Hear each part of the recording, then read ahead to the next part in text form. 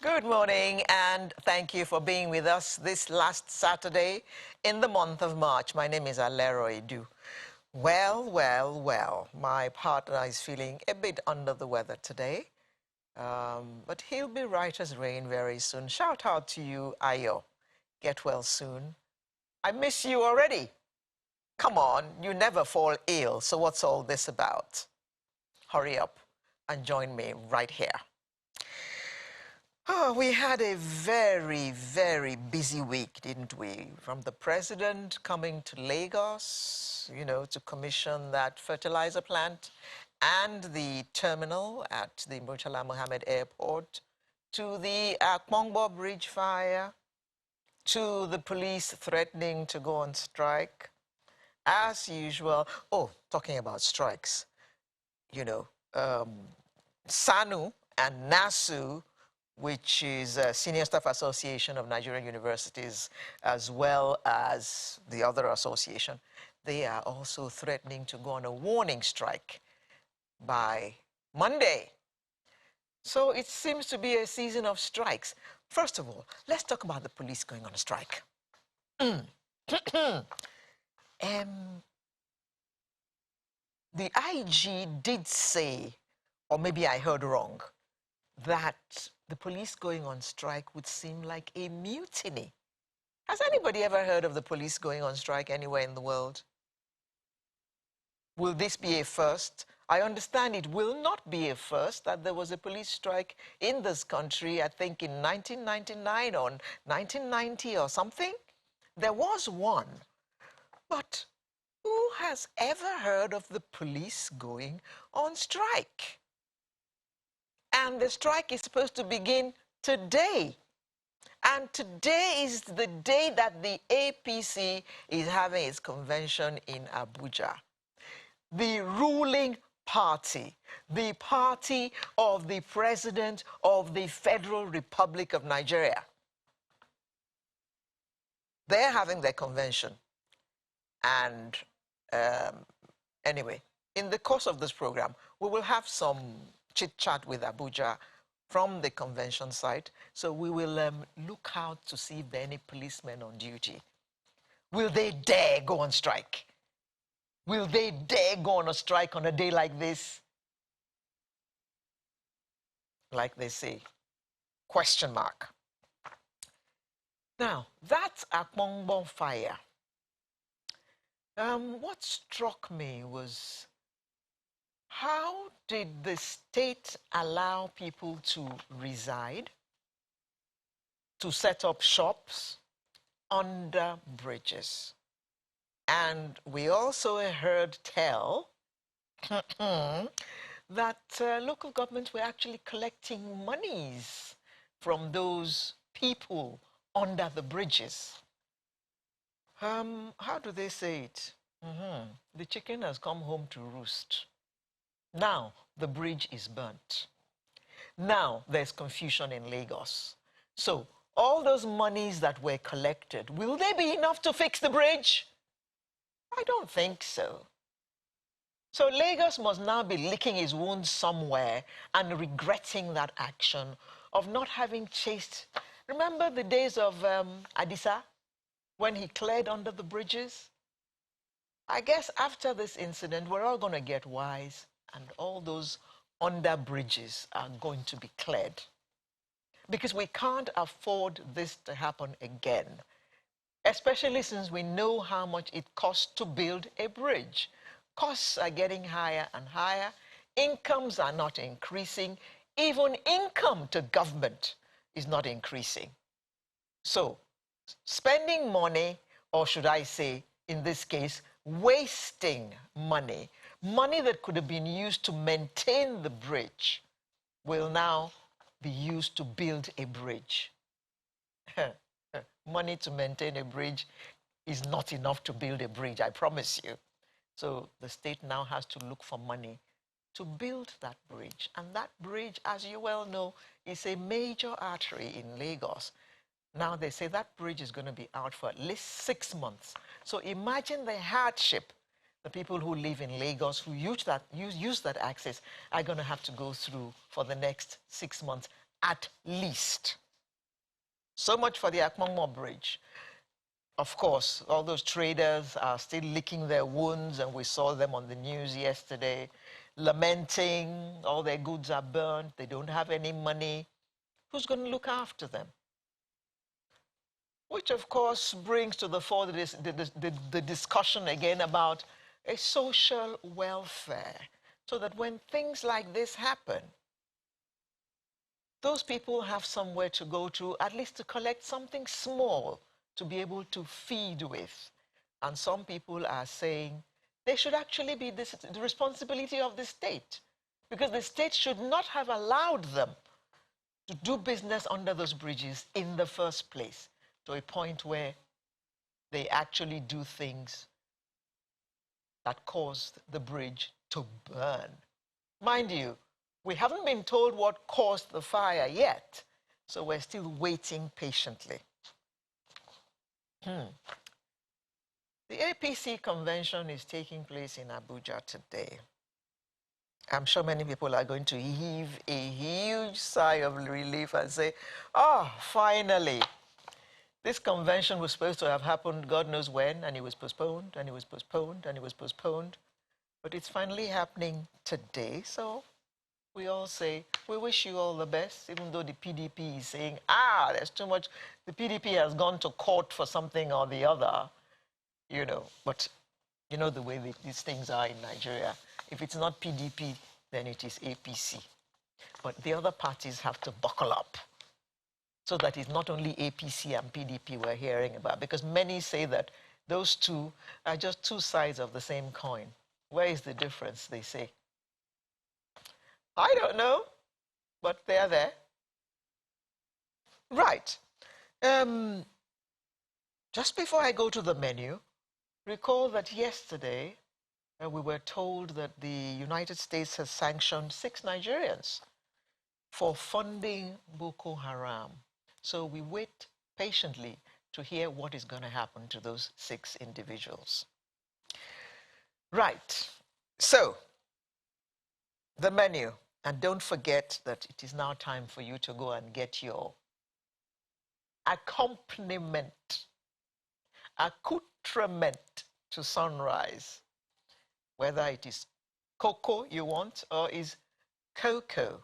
This is the right time to go and get it ready, so that by the time the program starts in earnest, you're right there, ready to roll with us, to look at cost of living for political office. That's where we're going to start this morning. And then we'll go to dwindling oil returns. That is a sad one for our nation. In spite of the fact that oil prices are rising, we can't make the best of it because we're not producing enough oil. And what is the reason for that? We'll look into all that this morning.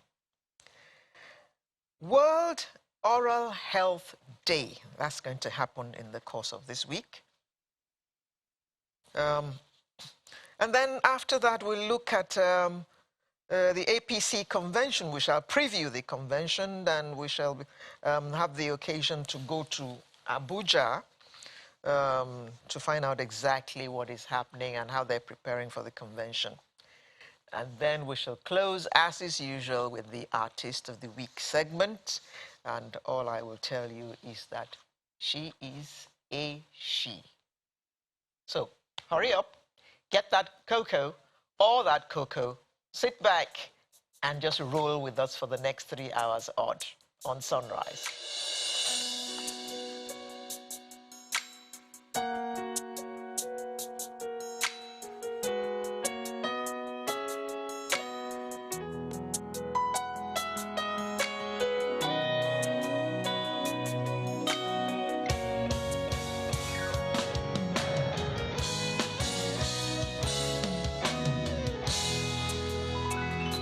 If you can use the broken, then Lord, my heart is open.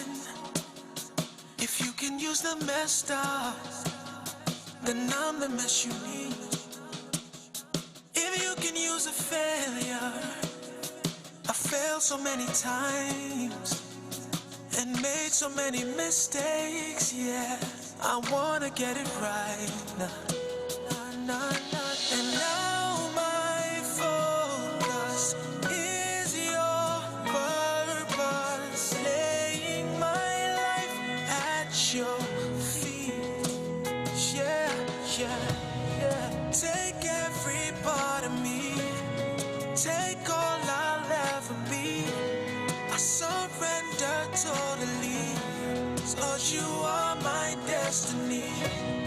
Take control of my life, my hopes, my goals, my dreams. Yeah. I surrender totally. Lord, you are my destiny. Yeah, yeah. You are my destiny. Yeah. Oh, yeah, yeah. I know that I'm not worthy. Sometimes I lose my way. Still you show me mercy, yeah. I'm blinded by your grace. Your love is so amazing. From all my sin and shame, you saved me. A new life you gave me. Father, and now my focus, I'm laying my life at your feet, Jesus. Yeah, yeah, yeah. Take every part, take all out, take all out. I surrender totally. 'Cause you are my destiny. Take control of my life, my hopes, my goals, my dreams. I surrender totally. Lord, you are my destiny. Thank you for joining us this morning. Now let's get the show started. More people continue to declare their intention to run for the 2023 presidential elections, and the Independent National Electoral Commission, INEC, has published the names of candidates for the Osun governorship election, which is due to hold in July of this year. Of course, you have heard that Peter Obi has thrown his hat into the ring, and so has Dele Momodu. Of course, we know that Bola Ahmed Tinubu is there. And are we sure whether the vice president is there? Or is it people rooting for him to throw his hat in? Well, people are declaring their interests, and today we shall look at how much it costs to run for election in Nigeria, how much it costs to run for political office in Nigeria. We have heard all kinds of stupendous figures. And if you ask me, I would say the men are making it more and more expensive so that they can exclude the women, because women don't have that kind of money, I promise you. I'm sure my panel will not agree with me because it's made up of all men. It's my pleasure to welcome a social commentator, Mr. Biodun Showunmi. Good morning. Good morning. And thank you for joining us today. It's my pleasure. Joining us via Zoom is a political activist and social entrepreneur, and he was a gubernatorial candidate in the 2019 elections in Akwa Ibom State, Mr. Iboro Otu. Good morning. Good morning, madam. Thank you for having me. Thanks for joining us. Former presidential aspirant is also a member of our panel this morning, Mr. Ahmed Buhari, who joins us from our studio in well, he doesn't seem to be ready. Well, we'll take him as we go along. So, Mr. Showunmi, you are a social commentator. Let me begin with you. I'm sure you have an idea of the kind of figures that we're talking about for anybody who wants political office in this land. In fact, look at the presidential for a particular party in Nigeria. We understand that just to obtain the form cost all of 40 million naira. What are your thoughts about these kinds of amounts just to get into political office? After all, they're going there to serve. Oh, yes, many people believe that the Nigerian political system is skewed in favor of the moneyed class, that is the very rich people. Most of whom are men. Yes, correct. You are absolutely correct on that. Because when you look at the ratio of women with means and men with means, you know, there's some variation in that to the advantage of men. So therefore, you have more men who are occupying more political offices. Women are highly disadvantaged when it comes to that. And most of those who would take decisions are actually men.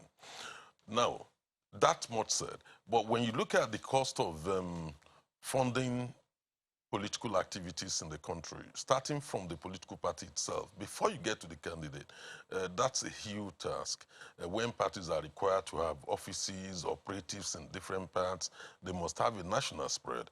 That is one of the first problems which we have. You don't necessarily need to have a party with a national spread. You can have a party that is regional based, that is local based, and say, look, my interest is Kosofe local government or Kaduna local government, and that is it. And the party strictly, you know, will compete on that basis. We only need to go to developing or more developed climes and see how these things are organized.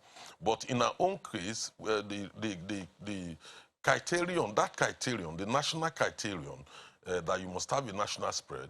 I understand what's all about, to ensure that different people in different parts of the country are able to be involved, you know, in political activities, so that you don't have sectional parties. But that is where we get it wrong, because that's stemming from our worry about the civil war. That's where we're getting it wrong. There is nothing wrong with having a private association of people only interested in one item or in one particular area. And that should be allowed. So when Especially you if that candidate wants to be the governor precisely, of that state. Precisely. Yes. What is the business of somebody who's interested in being the governor of Delta State or River State, in having an joining office a in party, Sokoto, you know, with a national spread that must have an office in Abuja or different parts of the country? So we actually got that wrong from beginning. You can go and study the US example. I remember in UK that even has a parliamentary system. It made provision, you know, for independent candidacy on specific issues in a way that Martin Bell, a journalist who felt strongly over a particular issue, you know, was able to come out under the, you know, as an independent, and he won elections and went to pursue that very project in the parliament. So the moment you say parties must have national spread, you're already increasing the cost of organizing political activities. Don't forget, political parties are private associations. So therefore, they must fund their activities. So they now impose so much, you know, fees on those who are aspiring for political offices. And that's where you see the figures being bandied around 40 million, 25 million for this and that. And in reality, how many people, you know, would have 40 million to buy a form? Not even the cost of contesting for the office. Exactly, exactly. Because you must have agents, you know, if, for instance, when you take the case of Senate, you know, if you are contesting to go into Senate, you know, in all the senatorial districts, in all the wards, you must employ agents, you know, to represent you. Indeed. And all that. So some people are suggesting something between 250 to 300 million just because you want to be a senator. And the consequence of this is that when senators get there, they don't see themselves as serving the people. Representing the people. That is why they have refused, the National Assembly have refused, you know, to cut down on the emoluments, the allowances, the benefits being derived, you know, by legislators, simply because the cost of getting there is humongous. Okay. Okay, we've since been joined by a former presidential aspirant, Ahmed Buhari. Good morning, and thank you for joining us.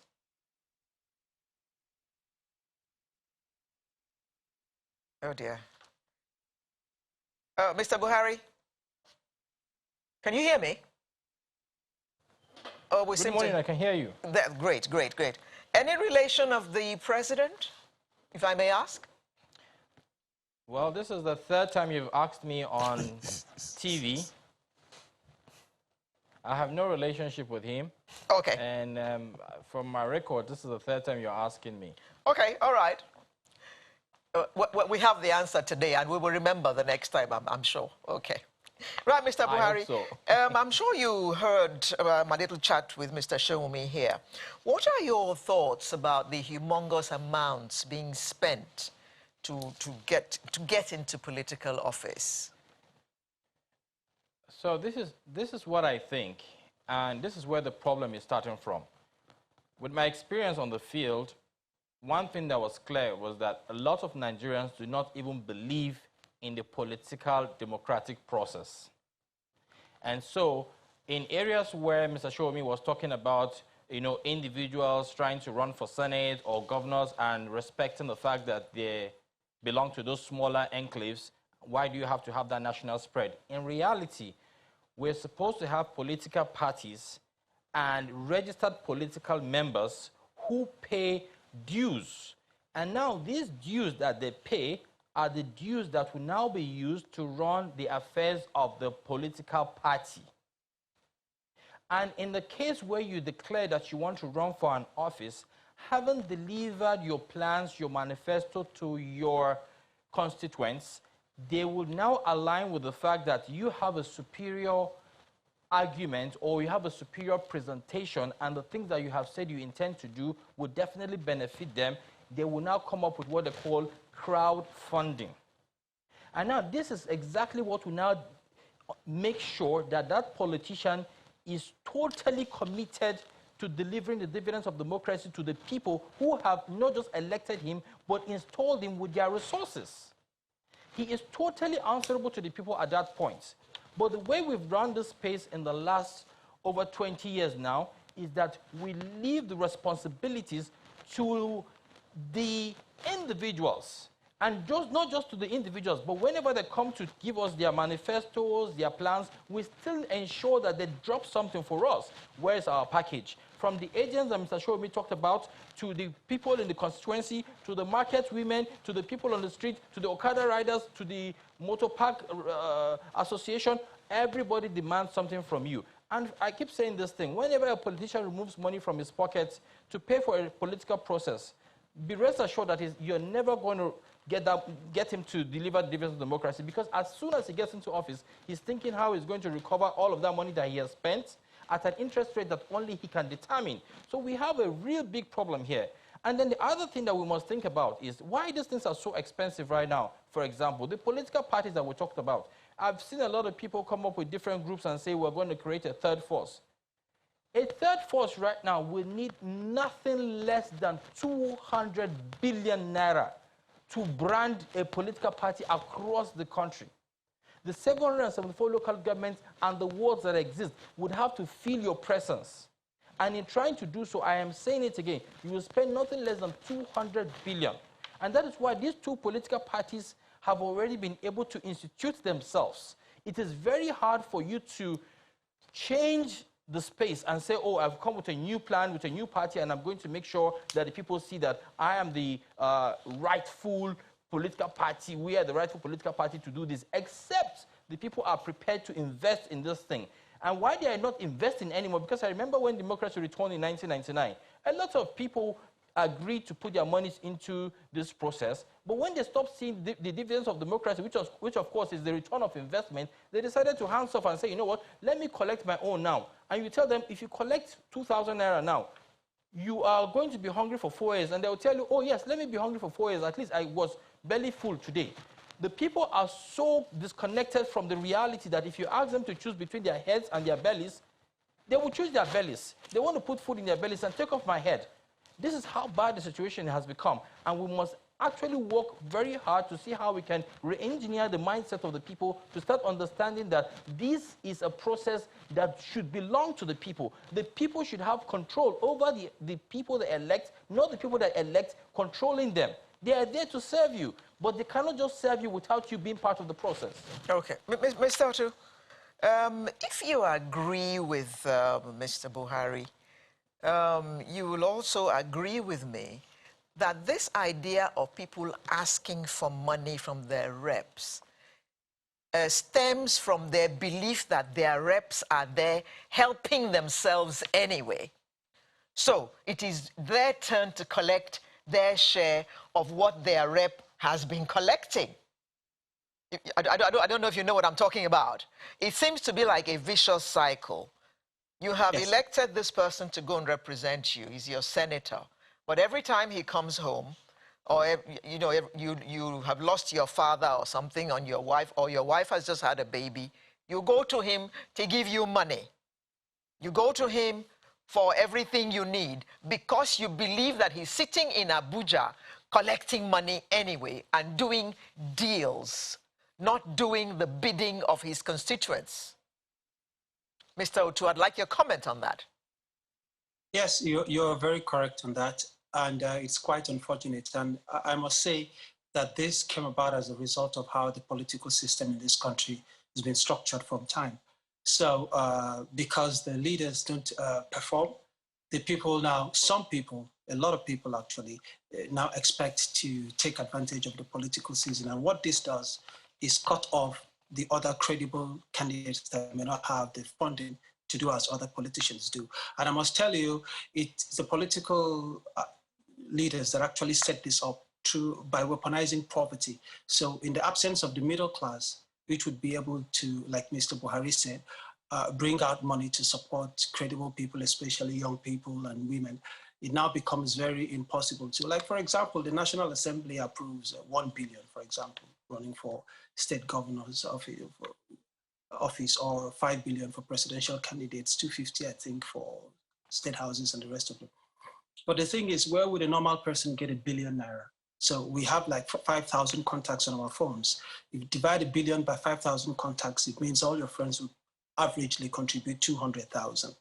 And in my calculation, running for governor, which I am again running, by the way, in 2023, would actually cost 5 billion. That means each friend on my 5,000 list would have to come up with 1 million naira.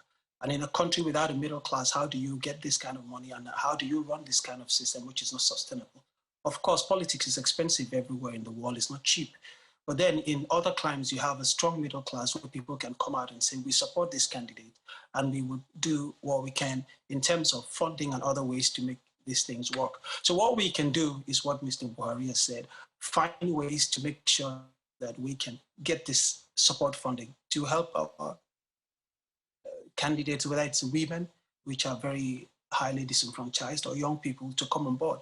And I have many suggestions to how we could do this. For example, looking at the like I'm a Christian, for example, and I know the Christians pay tithe, and they pay tithe to the church because they believe in faith. God is going to help us change Nigeria, change our country to walk in a certain direction.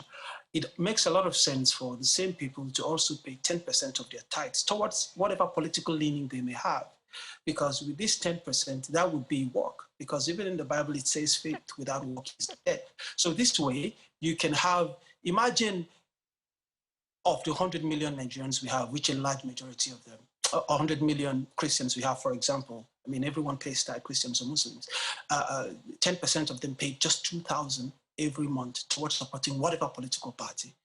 10% of the 10 million Nigerians would be 2 billion. 20 million would be 4 billion, just 2,000 naira every month. Support a system, support a person, support a candidate, just because you need to change to make. There are little things that we can do as Nigerians that doesn't cost us anything. We are all complaining, things are bad, but can you, that quick 2K, can you use it to support anyone, whether it's PDP, APC, YPP that I support, ADC, NNPP, whatever, just do something, no matter how small, to help the political process grow. We can also get people that are competent in different areas to see how they can bring in their competency. This doesn't cost any money. You're a graphics designer, you are a supporter in whatever way. Can you bring it to support a candidate, for example? It doesn't cost you money. No, look, I can do graphics design. I'm a web designer. I can connect, I can set up this for you and set up that. That is us getting in the process to change without using any money.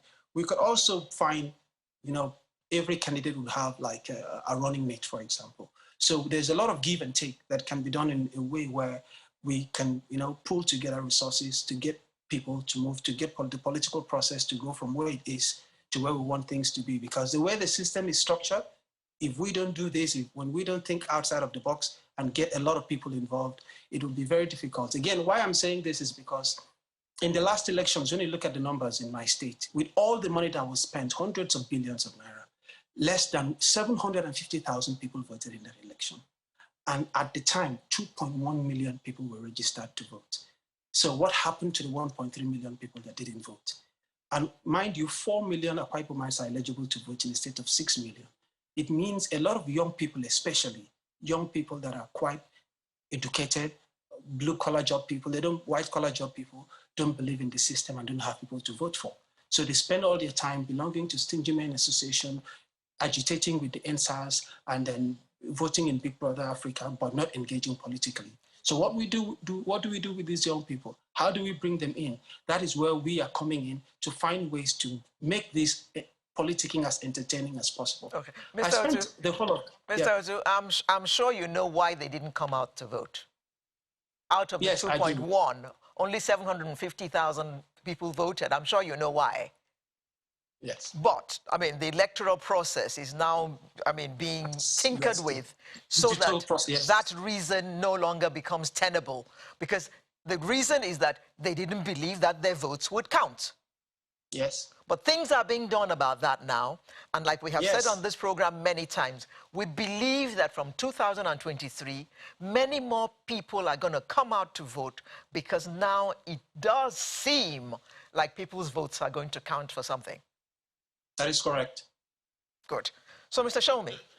I already have a fundamental issues with some of the submissions make here. Okay. One, in the first instance, Mr. Buhari and Mr. Otu needs to understand that membership dues or a theological approach to funding will never be a solution to the problem. There is no example anywhere in the world. There's no paying of tithes to a political party. That's right. And there is no political party, and I stand to be challenged. Anywhere in Europe or in America, you only need to go and read the recommendations of the review of the Council of Europe in 2017 and the one completed in 2019 on party formations, party financing, you know, and candidates funding in election. There is no one single stream of income called membership dues. Membership dues cannot even pay a tenth of what is required for political parties to exist. I mean, but Mr. Shomi, the party dues would help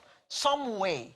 Because right now, no dues are being paid, which leaves room for the money bags to hijack the parties. The fact of the matter is right from formation. Do we ask, for instance, will INEC, registering political parties, require parties to disclose how they intend to finance their operation? Let me give you some example. Apart from membership dues, you have self-financing schemes like parties in, buying shares and all that, you know, to using the dividends, you know, to fund their activities. You have private donors. And, of course, I agree private donors need to be regulated so that they don't end up hijacking, you know, decision-making processes. So you have different streams of funding political parties, including government contribution to ensure that citizens, you know, and members of those political parties, you know, are actually able to exercise internal democracy. And that is always, you know, evaluated using an independent regulator apart from the electoral monitor, the election body, you know, the INEC. So there are different ways to fund political parties. The problem we have, basically, is right from the word formation. When you form a political party in a way that it is only money bag who can put down the money, you are requiring national spread. I remembered when we started this current experiment. In fact, political parties were expected to have offices in all the states of the Federation. Where do you expect them to get the money from? We need to know where we got it all wrong and where we are currently and what do we need to do, you know, to fix the system.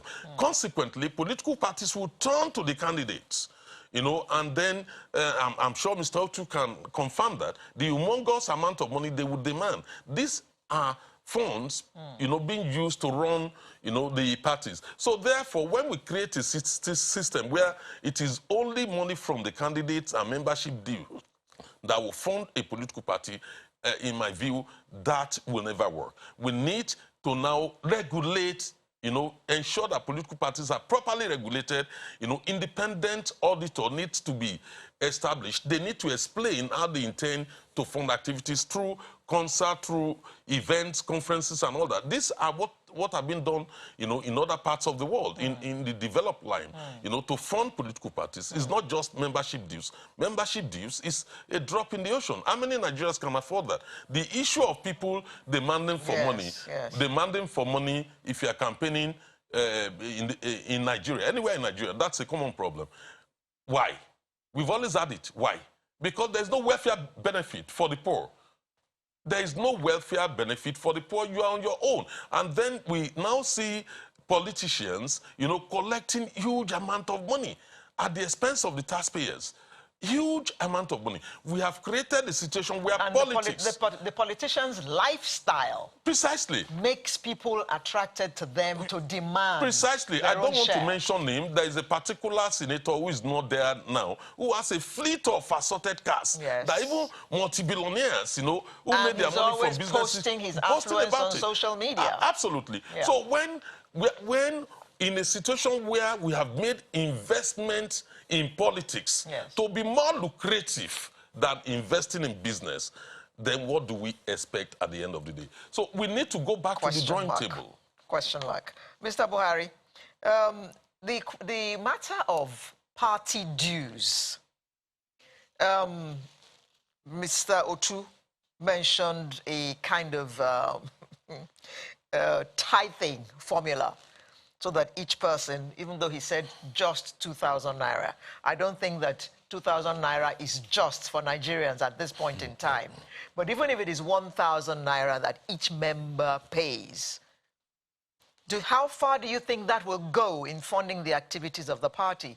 Even though we know for a fact that right now, the parties don't collect dues, so it is the money bags who fund everything that happens in the political parties. Thank you. I heard very clearly what Mr. Showomi thinks about the situation. The truth is, in the church, when people pay those tithes, what it does is it commits them further to the cause that they can get salvation through God.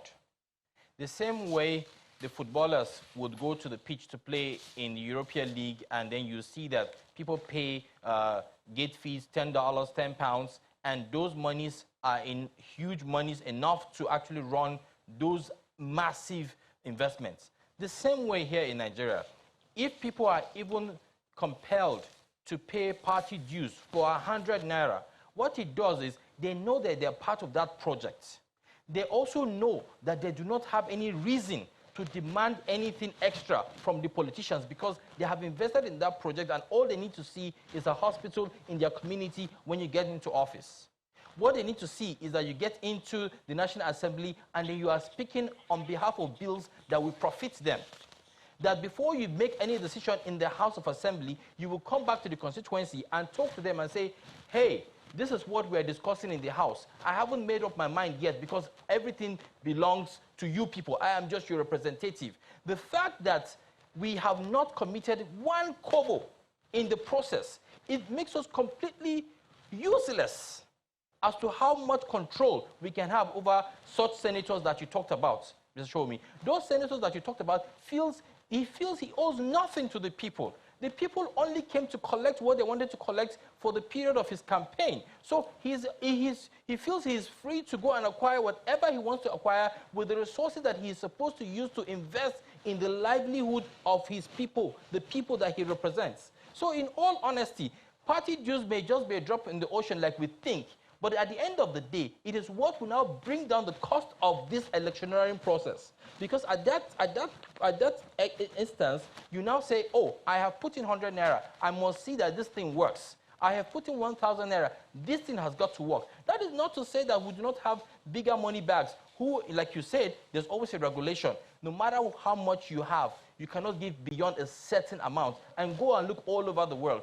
People are committed to ensuring that they invest in these political parties. That is why they find it very hard to just, you know, I'm APC today or I'm PDP tomorrow, because they know that they have invested over the years. And the one important and most important thing that they have to do is to ensure that those people that they have elected do what they're supposed to do. And I'm assuring you this, if people do that, they will be strong enough to remobilize themselves to say, this senator isn't performing, this House of Assembly member is not performing, let us sit down and recall him, back, recall him from the house and elect someone else into the house. This is exactly what that commitment from that one kobo that you put into a venture does. And so for anybody to think that it's a drop in the ocean, not exactly. It But goes beyond that. Buhari, It also Mr. works on Buhari, the mindset of this electorate. It makes them own the projects. Mr. Buhari, why therefore are more parties not asking for party dues? The reason why parties are not asking for party dues, like I said from my first presentation, is that people do not believe in the process. And I'm glad that you actually pointed it out when you were trying to go back to Mr. Shomi by saying that you are happy that there are certain things that have been retouched, retweaked in the constitution, in the electoral constitution, so that it will now improve the confidence in the minds of Nigerians to say, oh, maybe now my vote will count. Oh, maybe now there will be some level of security through the electoral process. Maybe now I can actually challenge the individuals that get into offices. Now, this is exactly what we're talking about. So if you're able to put those things in place, it improves the confidence level in the people. And the people would now say, okay, fine. At this point, if I'm being asked to put 1,000 naira into this venture, 100 naira into this venture, I will do it because I want this person to get into office. I have listened to him. I believe he can do this. And those people at some point will say, oh, no, I have put in 100 naira. I might be a poor man. That is how much I can afford. I don't want you to put more than 5 million naira because if you do, you would control me in this space. People have got to take ownership. People have got to take ownership. Mr. Otu, should political office cost so much? And in what way can we reduce the expense of getting into political office? Because it doesn't augur well for our democracy. The money bags hijack the parties and do exactly what they please with the parties. But we want more inclusivity, don't we? So how are we going to achieve that? First of all, we need to have a lot more young people and women participate in the process at party level so they can influence decisions of political parties. Because, for example, when a political party pegs 20 million, 40 million for certain offices, they already cut away and cut out a lot of other people that are unable to even buy these forms in the first place, talk less of consultations and doing other work. Of course, like I said, politicking is expensive everywhere in the world, but we shouldn't discountenance the power of cooperative. The whole of China was birthed and is where it is today out of cooperatives, people coming together. Please, let us not talk about 2K as if it's not money, it's inconsequential. 10 million people, 20 million people, 30 million Nigerians, bringing in 2,000 is 6 billion, is it? 60 billion. No billionaire in Nigeria can fund politicking, or no group of billionaires can fund politicking more than a massive amount of Nigerians that are very interested in the process. So when people come out and say, look, we are 50 million of us, we are going to, on a monthly basis, put so amount of money. I'm not talking about political party members. I'm saying everyone, as you are titling, whether you want to support a political party or an individual, make sure that whatever you are interested in, you are committing yourself financially. This guy, this party, that position, this is what I'm putting behind it on a monthly basis. 500 naira, 1,000. What it does is what Mr. Ahmed has said. It brings in, it elicits from people that commitment to push forward and make sure that things, whatever you're supporting comes to pass. And this is the only way we can, arrest the situation where the money bags just come in. And I mean, when you look at the political part, I look at my state, for example, how many people belong to the ruling class, the PDP? How many members do they have in the parties? So really, because there are no members, the governor just comes in, for example, and supports the party and takes the pace. Like I was telling my people, that the day the electoral law gets passed, I will now change my mind to ask everyone to go belong to PDP, for example. I mean, I was joking. But what I meant by that was that when a massive amount of people belong to political parties, they change the whole dynamics. When it comes to doing the right from picking the candidates, the delegates and everything, the people will now vote out the money bags, right from the political parties to where the main thing happens in the field. So I believe more engagement is the only way to turn things around. I believe a lot of young people, especially those that don't believe in the system, with the advent and the passage of the electoral laws, the digital transmission of results, and the voting process, this is an advantage. This is a time for us to take advantage of, this situation and, make things happen in terms of participation. Couldn't agree with you more. Mr. Showme, About Turn says Nigerian youth need to do better in owning their future. They go all out to vote in BB Niger, but leave the elections for thugs to take over. Yes, there's a disconnect when it comes to this issue of Nigerian youths. As you lay your bed, so you lie on it. The truth of the matter is many Nigerians, including the youths, have lost faith in our political system. A system that rewards politicians more than industrialists, more than, those who manage factories. Something is fundamentally wrong with it. Just in the same way, when we have churches, making more money than industries. In some cases, for instance, if you go through some neighborhoods in Lagos, many of the warehouses and factories have been turned to churches. So there's something fundamentally wrong with our country and with the way we are managing our political associations in Nigeria. We have created a situation where the youths are totally disconnected, and when they have to get connected, then they have to go and look for a lot of money. That is why you have the hush puppies of this world. Where are they from? That is why you see Yahoo, or what do they call it? All these scammers, all these pyramid schemes, people trying to make as much money as possible in order to be counted in society, either within political association or in our society. The fact of the matter is we have lost our basic values. We need to go back to the basic values. If we keep talking about how to fund political parties within the presidential system of government, I don't think we are addressing the problem. The problem is we cannot fund presidential system of government. Nobody has bothered to consider the budget, of INEC. In 2011, INEC only spent about 119 billion on, to conduct elections. Now, today, the figure being bandied around, I think, is 304 billion, for the next election. And that's a huge amount of money. Inflation. With inflation, yes. That's a huge amount of money that needs to go into infrastructural development, needs, to go and provide for the poor. We do not have any form of, welfare benefit in Nigeria. Even for the poor, our people are very, very vulnerable. The majority of Nigerians are vulnerable. Where are the hospitals in the rural areas? Where are the good roads in the country? So when you look at that issue, we cannot fund presidential system of government. For instance, take the 734 local governments, and the wards and in the country. INEC needs to provide four officials per polling unit. So you can count the number of polling units in each local government times them by 4. It's such an expensive exercise. We need to go back, do restructuring and go back to parliamentary system of government. In parliamentary system of government, the candidate is more accountable, to the electorate. That's another conversation altogether, isn't it, Mr. Showme? Yes. You're talking about changing the whole absolutely. system. A presidential system of government is damn expensive.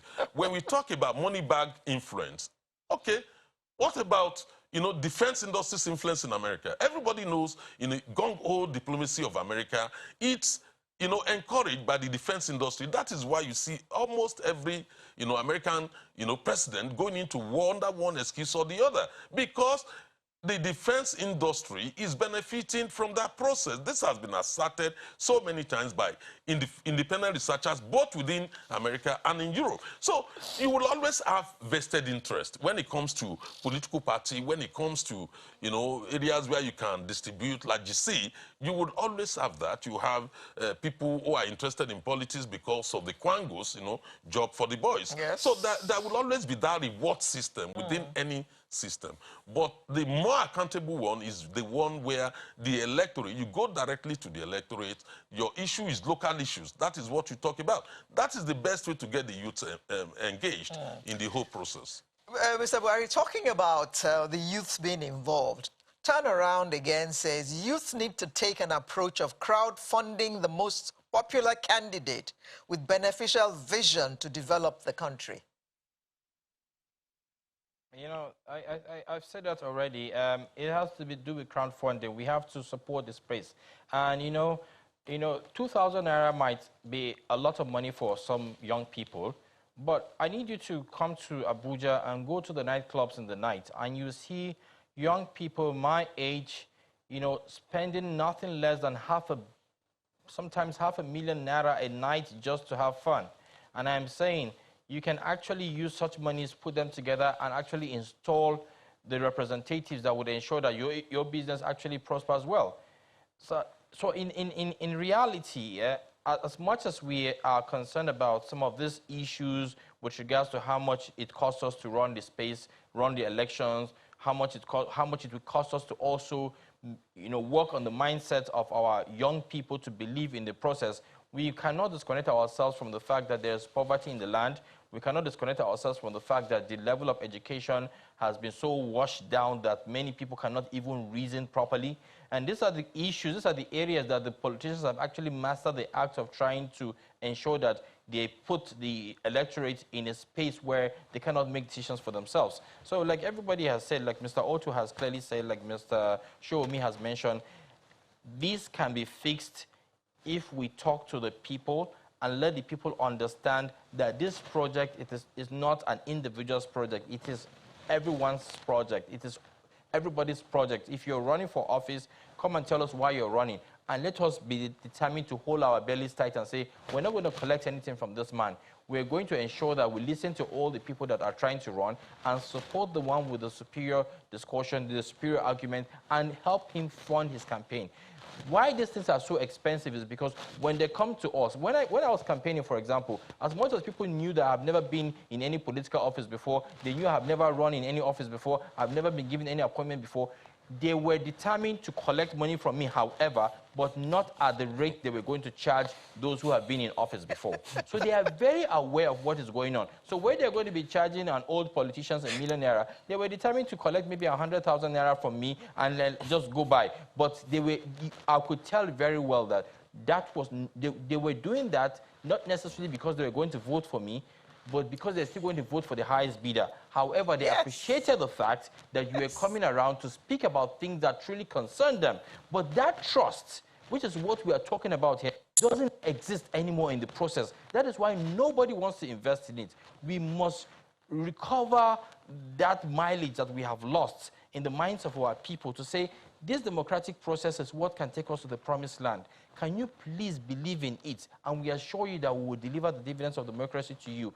And, constantly talk to the people. I mean, we've had a presidency in 7 years, and we can actually count the number of times he has actually engaged with the media, and it's not even up to 20 times. And this is very sad because the mindset of the people is now saying, oh, these guys are disconnected from us. They don't even care about us. But the more you talk to them, oh, there's fuel scarcity, there's fuel scarcity, there's no electricity, water supply is short, schools are closed down, all of these things are piled up, and then you are not talking to the people. If you can talk to the people and tell them, these are the problems, and this is when I think we're going to resolve them. I am assuring the people would be patient enough to wait. But you're not talking to them. They do not believe in you anymore. They do not believe in the process anymore. And you tell them now that they're coming to campaign, they've been calling everybody back to say, come on the table, let's discuss and see how we can win 2023. I assure you, everybody is going to have a bill to charge. Mr. Otu, I would like your comment on this tweet from Festus Akimboyiwa that political parties are charging 40 million naira to buy expression of interest forms for the office of president. Shows they don't expect average Nigerians to run for political offices. Sad that our expensive politics is robbing us of meaningful development. Yes, Mr. Festus is very correct about that statement. And it's quite sad as well. And again, that isn't a mistake. It's a strategy to keep certain people out of the race. And again, what we have to do as a people is to, I mean, I'm happy you read it as one of my lines, a political hacktivist. I believe in hacking to problems. We have this problem here. Yes, like Mr. Showomi said, we have to change policies, we have to change laws, but it's a catch-22. The present people won't change it because they are taking advantage of the system. It takes great people and competent people to get in to change the system. So what you do with the system is hack it. Find ways to turn things to your advantage in order to win, so you can get in and make things work. Okay, We all Mr. need a long process. Mr. Otu, Yes, I beg your pardon. I beg your pardon. We are running completely out of time, so I need to take your closing statement in 30 seconds. So I'll tell Nigerians that everyone needs to participate in this process. Whatever it is you're doing, wherever you are in life, we are all feeling the pressures. When things fail, it's on us. When it gets better, the politicians take it. So let's work together to turn this around by committing ourselves in every way to make this country work beyond just talking. Mr. Buhari, 30 seconds. I would say to everybody, especially young people, get involved in the process, get involved in the political parties, regardless of the political party name. The more young people with sound minds are in these spaces, we're going to change the narrative. But if you stay away, they're going to keep doing what they do. Get involved. Get involved. Mr. Shoumi. Yeah, I will echo the sentiments of my two colleagues. Political party is a pillar of modern democracy.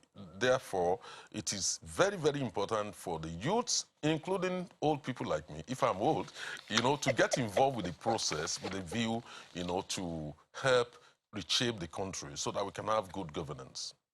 So, here's where we're going to anchor it this morning. Don't forget that the Electoral Act has just been passed with those amendments, which means that our votes are going to count at the next elections. And we say it every week on Sunrise. Please go and register. Make sure you have your PVC. Make sure that you vote, because this time your vote is going to make a difference to ensure that we put in the right people there who are going to do right by us. No social welfare system, so we need hospitals, we need water, we need electricity, we need petrol, and the list of needs just goes on and on and on. So we need to vote for leaders who are going to do right by us. Thank you very much, gentlemen, for coming to share your insights with us this morning. Mr. Iboro Otu, political hacktivist, not activist, hacktivist, and social entrepreneur, and he is a gubernatorial candidate. He was in 2019, and he will be again in 2023 in Akwa Ibom State. We also had a former presidential aspirant, Ahmed Buhari, who joined us from our studio in Abuja, and a social commentator who was here with me in our studio in Lagos, Mr. Biodun Shoumi. Thank you all very much. Sunrise will come back in just a moment with another interesting conversation. Make sure you join us.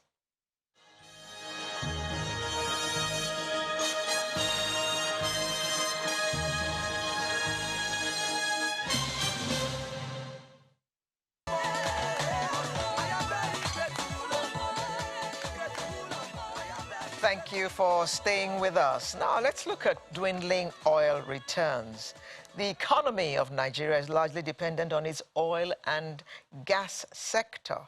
But the narrative changed when the price of crude oil declined some years back.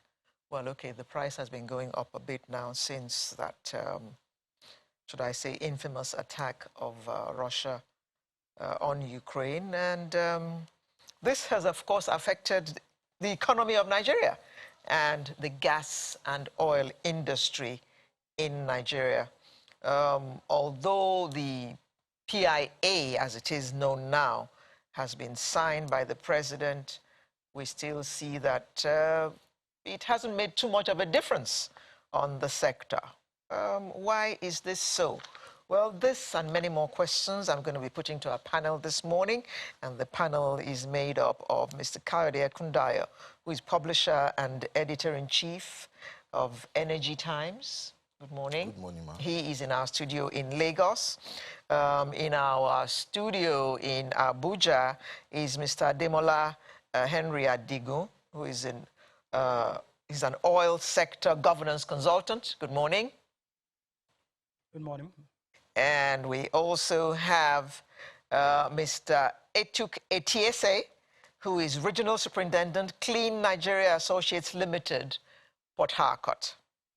Good morning, Mr. Etiese.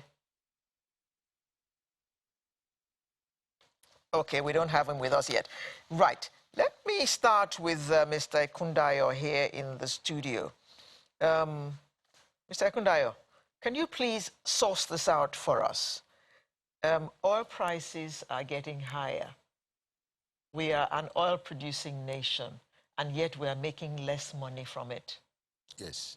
Can you please connect the dots for us and tell us how we arrived at this pass? Okay, thank you very much. Actually, the crude oil price is rising at international market, which in any ways will have been a blessing. A blessing to Nigeria. But unfortunately, it's other way. The reason why it has been that is that Nigeria is not producing at the full capacity given by OPEC. Right now, Nigeria, even if we look at the January, February production, they've been offering between 1.4, 1.3 instead of 1.8 million barrels per day, which allocated by OPEC. How many per day? 1.3, 1.4 per day. Okay. January, February. Now, OPEC allocates 1.8 to Nigeria as a member country. Yeah. Now, Nigeria predicated its budget, this year budget, on 1.88 million barrels per day, which, if we are producing at full capacity, it will have been a blessing for us.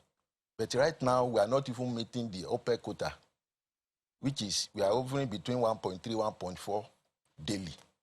So we are sorting of almost 400,000 barrels per day, which are an indication of losing almost $40 million per day. Ouch. So unfortunately, we couldn't meet up to that. And there are issues on ground that actually responsible for that. For instance, in January, the sorting by the oil companies is almost 2.2 million barrels for 1 month in January. Now, when you look at February, it's higher than that. And, you know, these things moving into power sector. And that's what, responsible for what happened last 2 weeks, where we have system collapse. It's as a result of that's a jeep shutting down one of his facilities, which giving gas to Kwali power plant. And that responsible, and that power plant supply almost 480 megawatts to the Nigerian national grid. Unfortunately, that thing was shut down.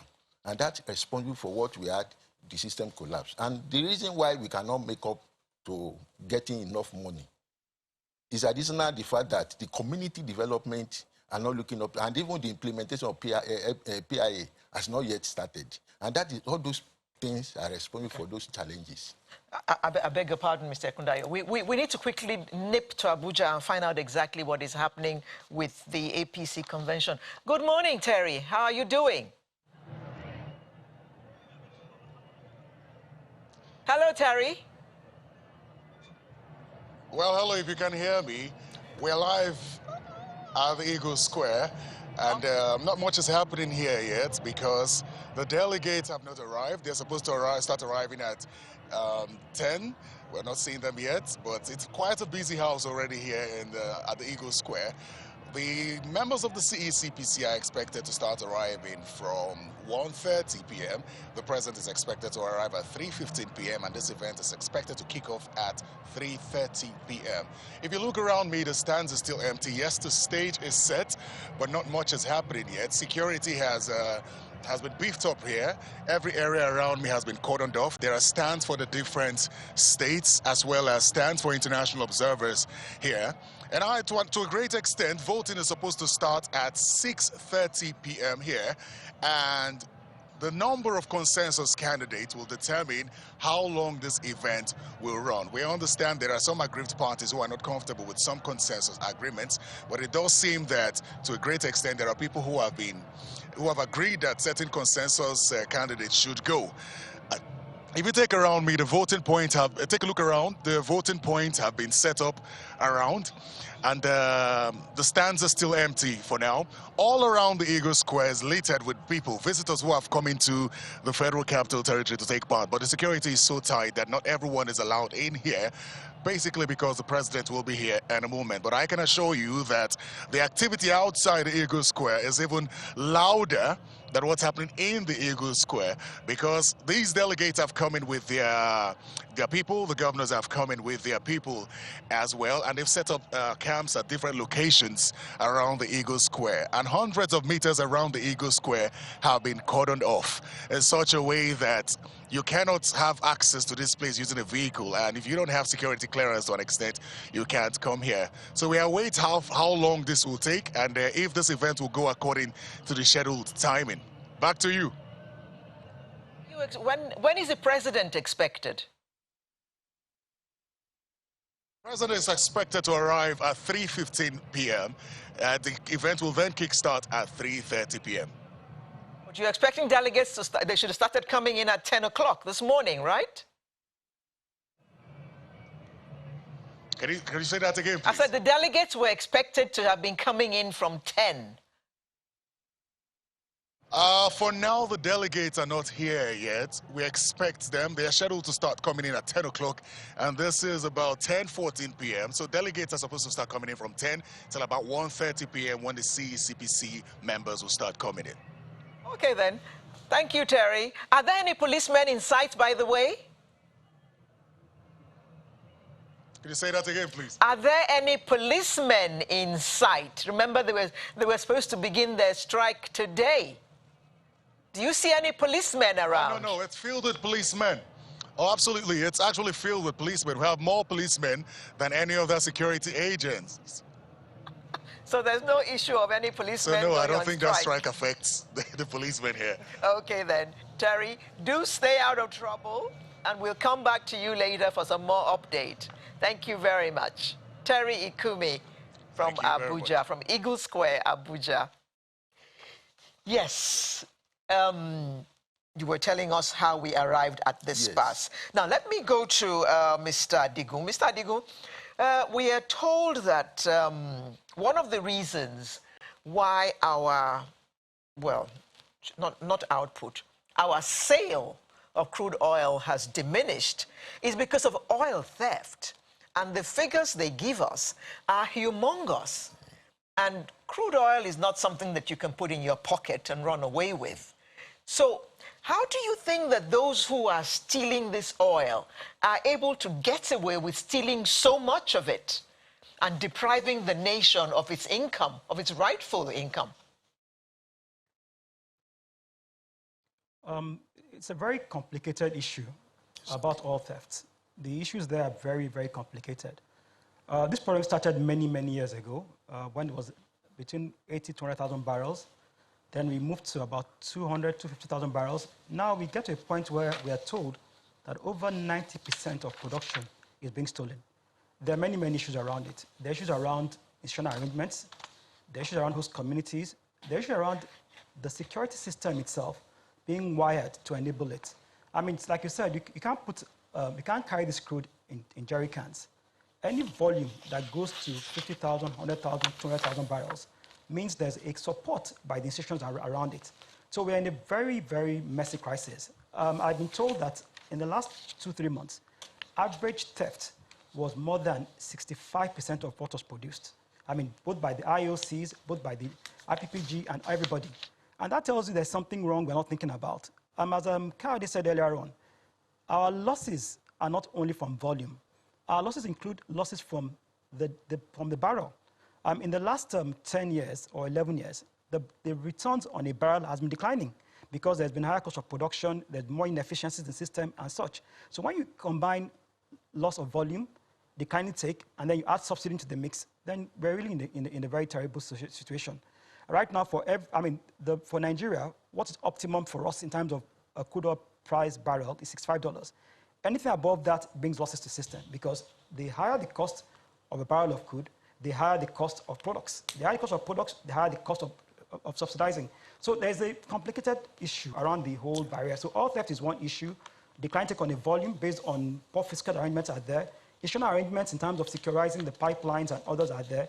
And in fact, government policies and direction are also there. So that's the whole reason why we're not benefiting much from this increase in oil prices. Mr. Adigun, what a lot of us who are not in the industry have in mind is that because of technology, the issue of how the crude oil gets to the vessel, how it gets to, well, we don't have any refineries that are working now, how these things move are technology driven. So how is it that these oil thieves are still managing to beat all that technology and get away with all the oil that they're getting away with? I wouldn't say technology is very advanced right now in Nigeria. I mean, what I know is that we have about 5,130 kilometers of pipeline, and then maybe for deep sea, we have about 2,000 kilometers of pipeline. I don't think it's well manned technologically. I think right now, it's still a lot of issues around it. We have a complex problem. I know there are companies that have been giving contracts to secure pipelines. I know yearly, NPS pays a lot of money to pipeline security companies. I know there's a lot of expenditure on that. I mean, NPC's reports estimate that in the last how many years, we spent about $12 billion on pipeline securitization. So for me, it beats my imagination as well. The only thing I can say is there has to be collision. These are not volumes you steal based on breaking a pipe alone. There are a lot of things that must happen. When a lot of people are saying, look, we'd rather shut down than produce for everything we've produced to be stolen, that tells you there's something wrong with the whole arrangement. I mean, we've had JTF in that area for how many years? JTF has been in the Niger Delta for 18, 20 years. Nothing has changed. It's getting worse by the moment. So there's a need to rethink the whole industry. Now, the PIA is being implemented, so it has started. That has started. Now, it's not as fast as we ought to be, but there are a lot of complications around that as well, around the PIA implementation process as well, which again complicates all matters. So for Nigerians, we need to sort of think about this oil economy better than we are right now. I mean, we're getting to a stage whereby last month, what was available for domestic allocation was less than 400,000 barrels, even less than what is necessary to import the products we bring into the country. So it's complicated and complex. I know there's been a lot of meetings. I know the Commission has had meetings with the military. I know there's a lot of discussions, but what we see is discussions. We don't see any actions. There has to be a time when we start about privatization of the pipeline process and allow the people that can manage these things to take charge of it. What we're doing right now is not working. We are in a mess, in a very terrible, terrible mess. You're losing 3/4 of what you're producing on a daily basis. There's no economy that can survive that. There's no economy that depends so much on a product that can live on this. So there's a need to a lot of thinking. And again, like you in your intro, that PIA must be implemented as well as possible. I get surprised and shocked when I hear we want to amend it to cater for subsidy, amend it for this. You spent 25 years to get to this point. Now you get to the point again, you want to start changing the laws you've not implemented. So there's a lot of trouble in the sector. And I don't think we're paying the right attention to it. I think a lot of people are playing politics with the sector rather than talking about the issues. And this is the economy that this product brings up most of your earnings. I mean, right now, budget contribution is about 38%. FX earnings, 90%. Who messes with so much of something of so much value and lets it slide as it is? So there are a lot of issues, but it's not technology-driven as of now. Technology is not what we use there. It's still old-driven. So pipelines, some of them are very old. Some of them there needs to be investment in pipelines. Some of them have been compromised for a long time. But there are institutional collaboration. You don't take away 400,000 barrels of crude in jerry cans. You don't take them away in boats. You put them in a barge. You take them to the high sea. There has to be issues around the Navy. There are issues around all the elements. Around the Niger Delta, there are about 13 agencies responsible for securitizing the crude oil production. What's happening to all of them? And no agency has been called out yet. Anyway, let me bring in Dr. Etu Ketiese, Regional Superintendent, Clean Nigeria Associates Limited, Port Harcourt. Welcome. Thank you for joining us. Good morning. Thank you, everyone. There you are. Now, the Minister of State for Petroleum, Timipre Silva, said that the PIA will assist Nigeria in increasing its production to 4 million barrels a day.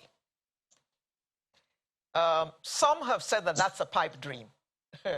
What do you think? Well, actually, it is a fact that if a proper PIA is done, that will boost production. But however, in proper implementation of the PIA process and protocols is what will form a higher determinant of the success factor in the whole process. So a mere statement of the fact will not lead to actualization if intensive and due diligence is not done in terms of the implementation. Thank you. Mr. Ekundayo, yes, 4 million barrels per day. How soon are we looking at achieving that? I mean, that would be fantastic for Nigeria, but can we achieve it? Thank you. Actually, 4 million barrels per day is a long dream. The reason why I said that is based on the fact that this crisis we have in the Niger Delta today and the slow pace. Do we have crisis in the Niger Delta? Yes, the crisis is this different. Vandalism of pipeline and all those things. It's a challenge for the country. And the reason, one of the reasons why we can't meet up is because of this declaration of force majeure. When there is a crisis on the pipeline, they declare it, and you can't take it away from the oil company. And the most thing that affecting most now are the indigenous oil companies who are buying into onshore facilities. And that's why some of these oil companies are divesting their interest from onshore, moving into the deep water, because deep water is safer. It's easy to, it's costly, but it's safer. To manage, It's easy to manage. But when you have it on the online, I mean on the surface, and there's a lot of loss. And that is the reason, one of the reasons that we can't meet the 4 million barrels per day. Let's talk about the local refineries. Okay. Especially in the Niger Delta, of course. We understand that a number of them, I think more than 30 of them were found and shut down. I mean, we saw clips of Governor Wike actually himself leading teams of security forces to go and shut them down himself. Those people who are refining crude in the Niger Delta, they get their crude from somewhere. Yes. Like Mr. Adigun said in Abuja, there's the Navy involved, there's the customs involved, all kinds of agencies involved. Yes. How come none of them has been called out for aiding and abetting our crude and that is going into different corridors, as they say in Yoruba? That is what Mr. Adigun is trying to say. It's a complicated issue. And if you look around the Niger Delta, there was a time we did an investigation and we discovered that it's over 1,000 points of refining are based in that oil-producing state. And the more you are destroying them, the more they are springing up somewhere else. Over 1,000. And they all get adequate supply. Yes, and they get supply from pipeline vandalism. And they refine this product. NMPC. And if you remember, in 2016, when Vice President visited the Niger Delta region, he promised them that they will be constituted into modular refinery. And even last year, I remember the Minister of State for Environment did say the same thing, that they are going to form a team modular refinery for this small group of people. Till now, nothing happened.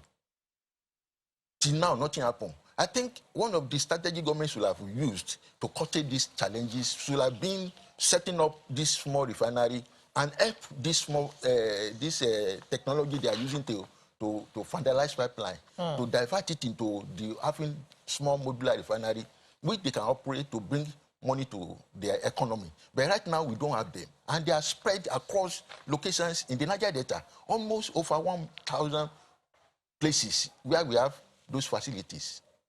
And that is one of the reasons why this vandalism will continue, because I won't say connivance between the security personnel and the people in the Niger Delta, but up to this moment, nobody among the personnel have been accused or even arrested for partaking in this criminality. Mr. Adigun, what is the position of our joint venture business, so to speak, with the IOCs?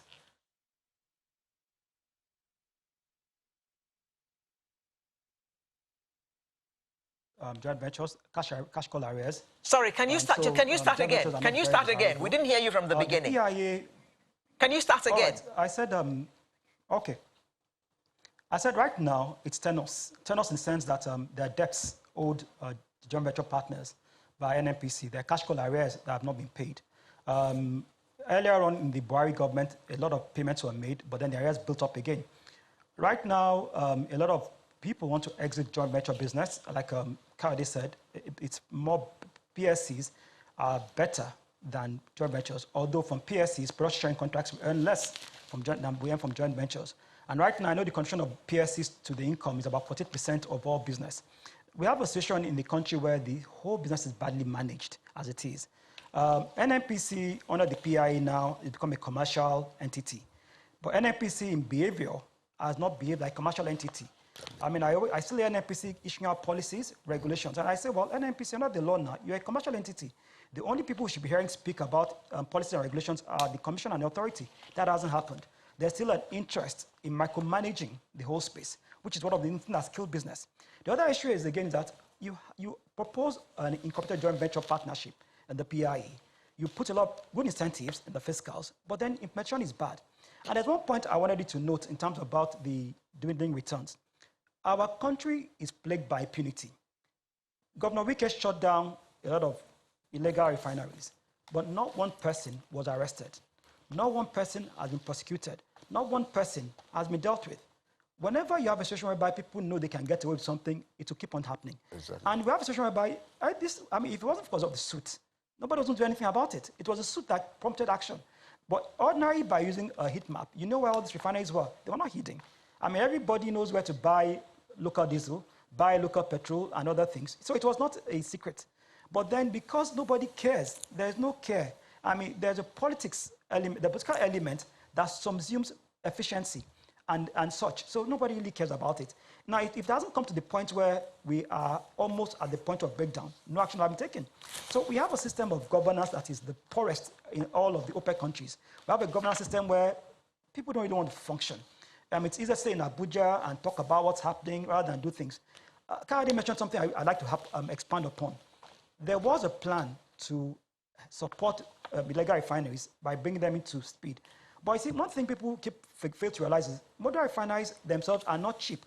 I mean, an average modern refinery will cost you between $23 and $30 million to build. Exactly. And one of the things that makes these illegal refineries profitable for them is because the oil is free.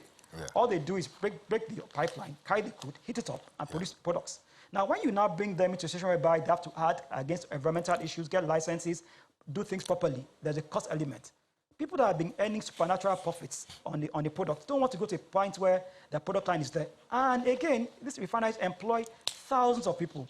Our estimate is that in the legal refineries, over 28,000 people are employed in the value chain, from those who break the pipelines, those who bring the crude, those who refine it, those who sell it. Ouch. In fact, there are pictures where you see NNPC tankers going to buy products from these legal refineries. So we're living in a complicated situation whereby the governance is still very poor. The PIA has been there, but I have not seen the commission step up to its billing.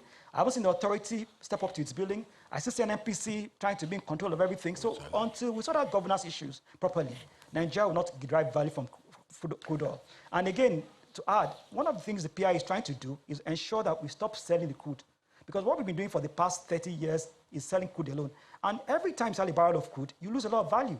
It's like when you take yam and you sell yam without adding any value to it. So we need to add value. When you can use crude to produce petrol, produce other additives, which gives you a corresponding value increment across the chain. So I think, again, in summary, governance is not being sorted out. That needs to be sorted out. Mr. Echuk, this issue of these illegal refineries, Mr. Adekunjo said that there are about 28 million people involved in the business. That's a large number of young people who have been given employment, so to speak. Isn't there any way that we can actually deal with them so that they become regulated, so that the business is something that the quality of products that come out of those places can actually be checked and certified okay, so that they can join the mainstream oil fuel production in Nigeria?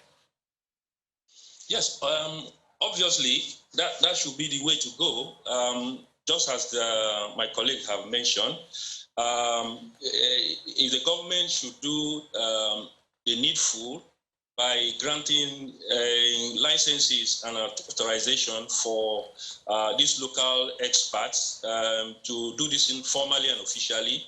There will be a lot of benefits and a lot of a turnaround in the economy of the nation. Number one, the employment of the teeming youths that are unemployed will be drastically reduced, and then there will be value added in the whole process, because scientifically, laboratory analysis of the product from this illegal refinery to a large extent meets the standard specification of the quality of the product we get from outside this country. Yes, so yes. why not? So why not put this crude oil into our refineries, make the refineries working and functional to the maximum capacity, build more refineries, and then give licenses to these locals who have demonstrated competence over years, and that will help to bring down the cost of the product. That will help to also reduce the problem of employment, and that will help in a very large extent to stabilize our economy. So I want to support the fact that if the government of this nation should grant this local expert the licenses and the authority to carry on this. One, there will be reduction in environmental devastation, because this thing will be done legally, and then there will be no issues of impacting negatively on the ecosystem. Yeah. So I think this is the way to go. Thank you. Okay. Mr. Kundayo. Yes, ma'am. There's no way we can talk about our dwindling oil returns without talking about the issue of subsidy. Exactly. And the figures we have heard lately are mind-boggling. Were they not over 3 trillion? Yes. In subsidy? And subsidy is not included in the PIA. So why is it so difficult for us to deal with this subsidy issue? Without refinery, Nigeria will continue to subsidize its products, especially petroleum. And one of the reasons why we are not benefiting fully from the increase in the international crude oil price is the subsidy issue. We are exporting lower products, that's crude oil outside. We are bringing expensive, high cost of fuel into the country at a subsidized rate.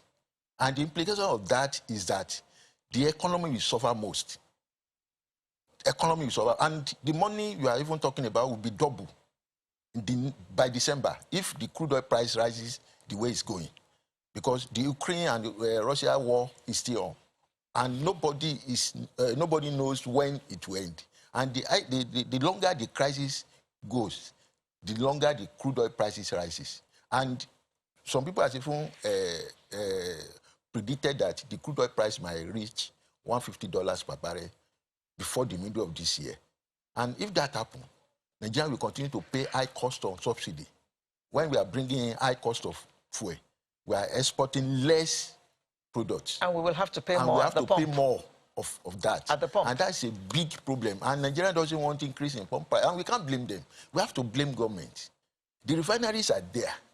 Every year we keep on hearing increase in the turnaround maintenance every year. Since I was born, there's no year they have done, our refinery have worked fully.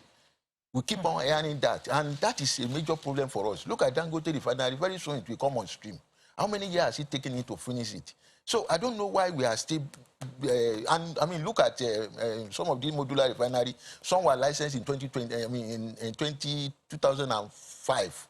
Up to this moment, none of them have come on stream. Only few, maybe 2 or 3, are trying to come up. And yet, we are still licensing more. Unfortunately, we couldn't source the fund to establish some of these, modular refineries. And thank God, even the Dangote refinery, once it come on stream, is going to sell at international price to us. So there is no serious benefit coming from international, even to the local, except the refinery are functioning. And that is the reason why the labor union are insisting that federal government must make the refinery work before we talk about deregulation.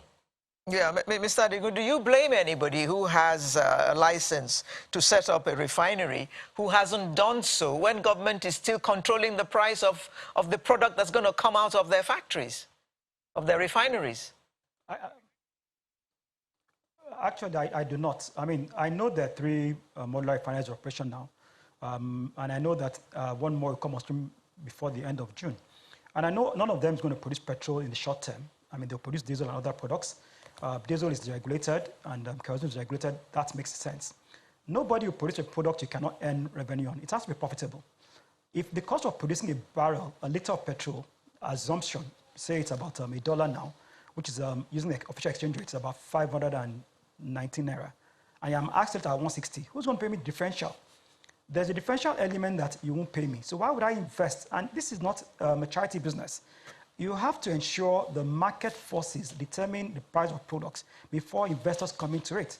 And I said to the labor union several times when discussions have taken place, producing locally might bring some relief in terms of cost, but will not eliminate subsidy unless we free the market.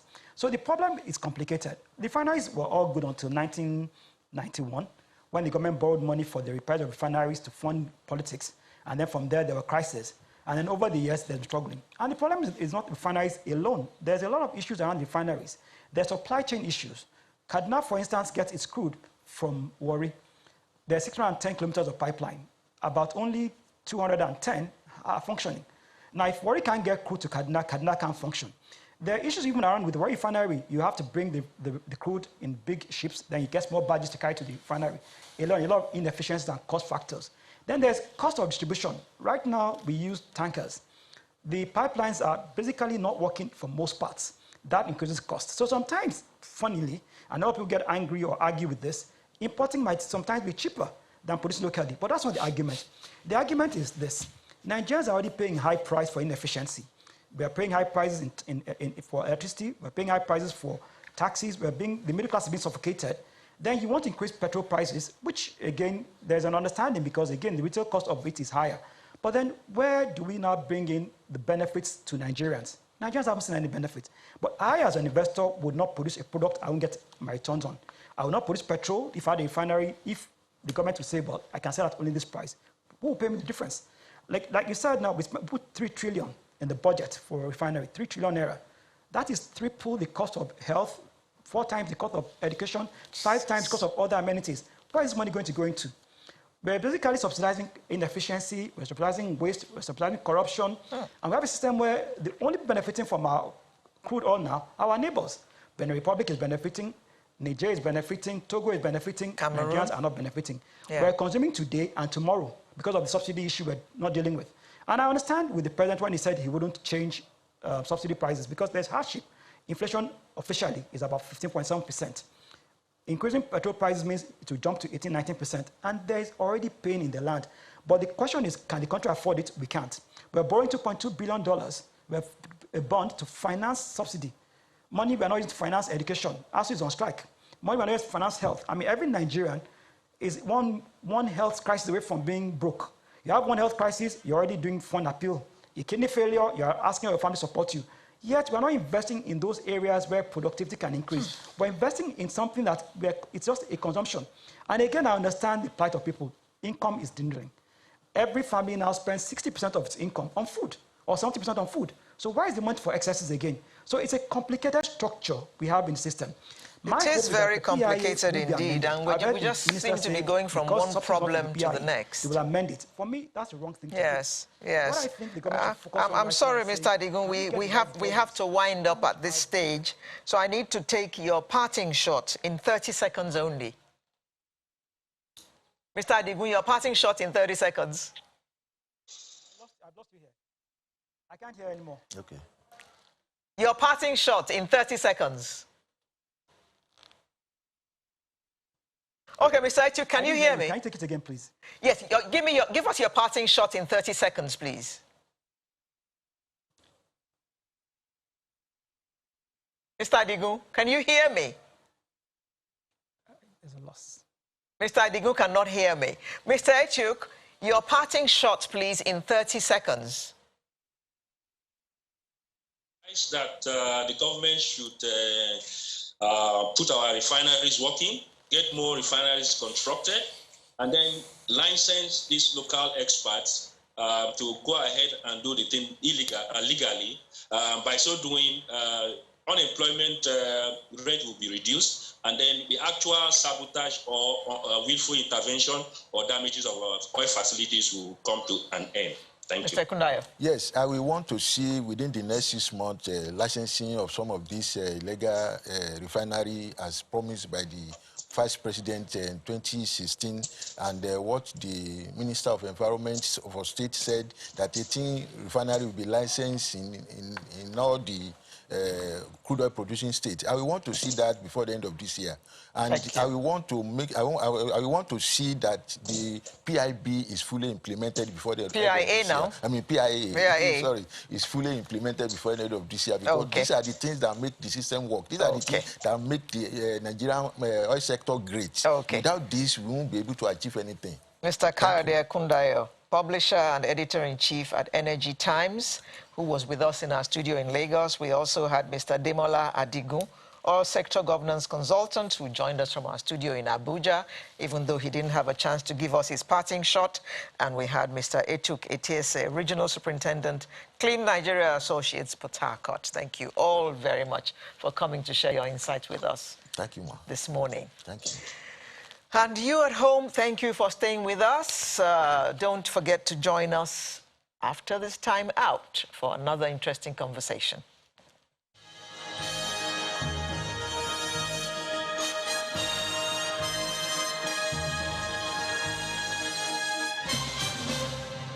Thank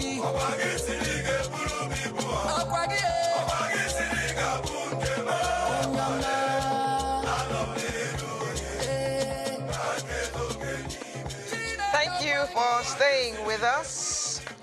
The 20th day of March every year is celebrated as World Oral Health Day. Your teeth are so important that WHO had to designate a day to celebrate teeth and to tell us how to look after our teeth.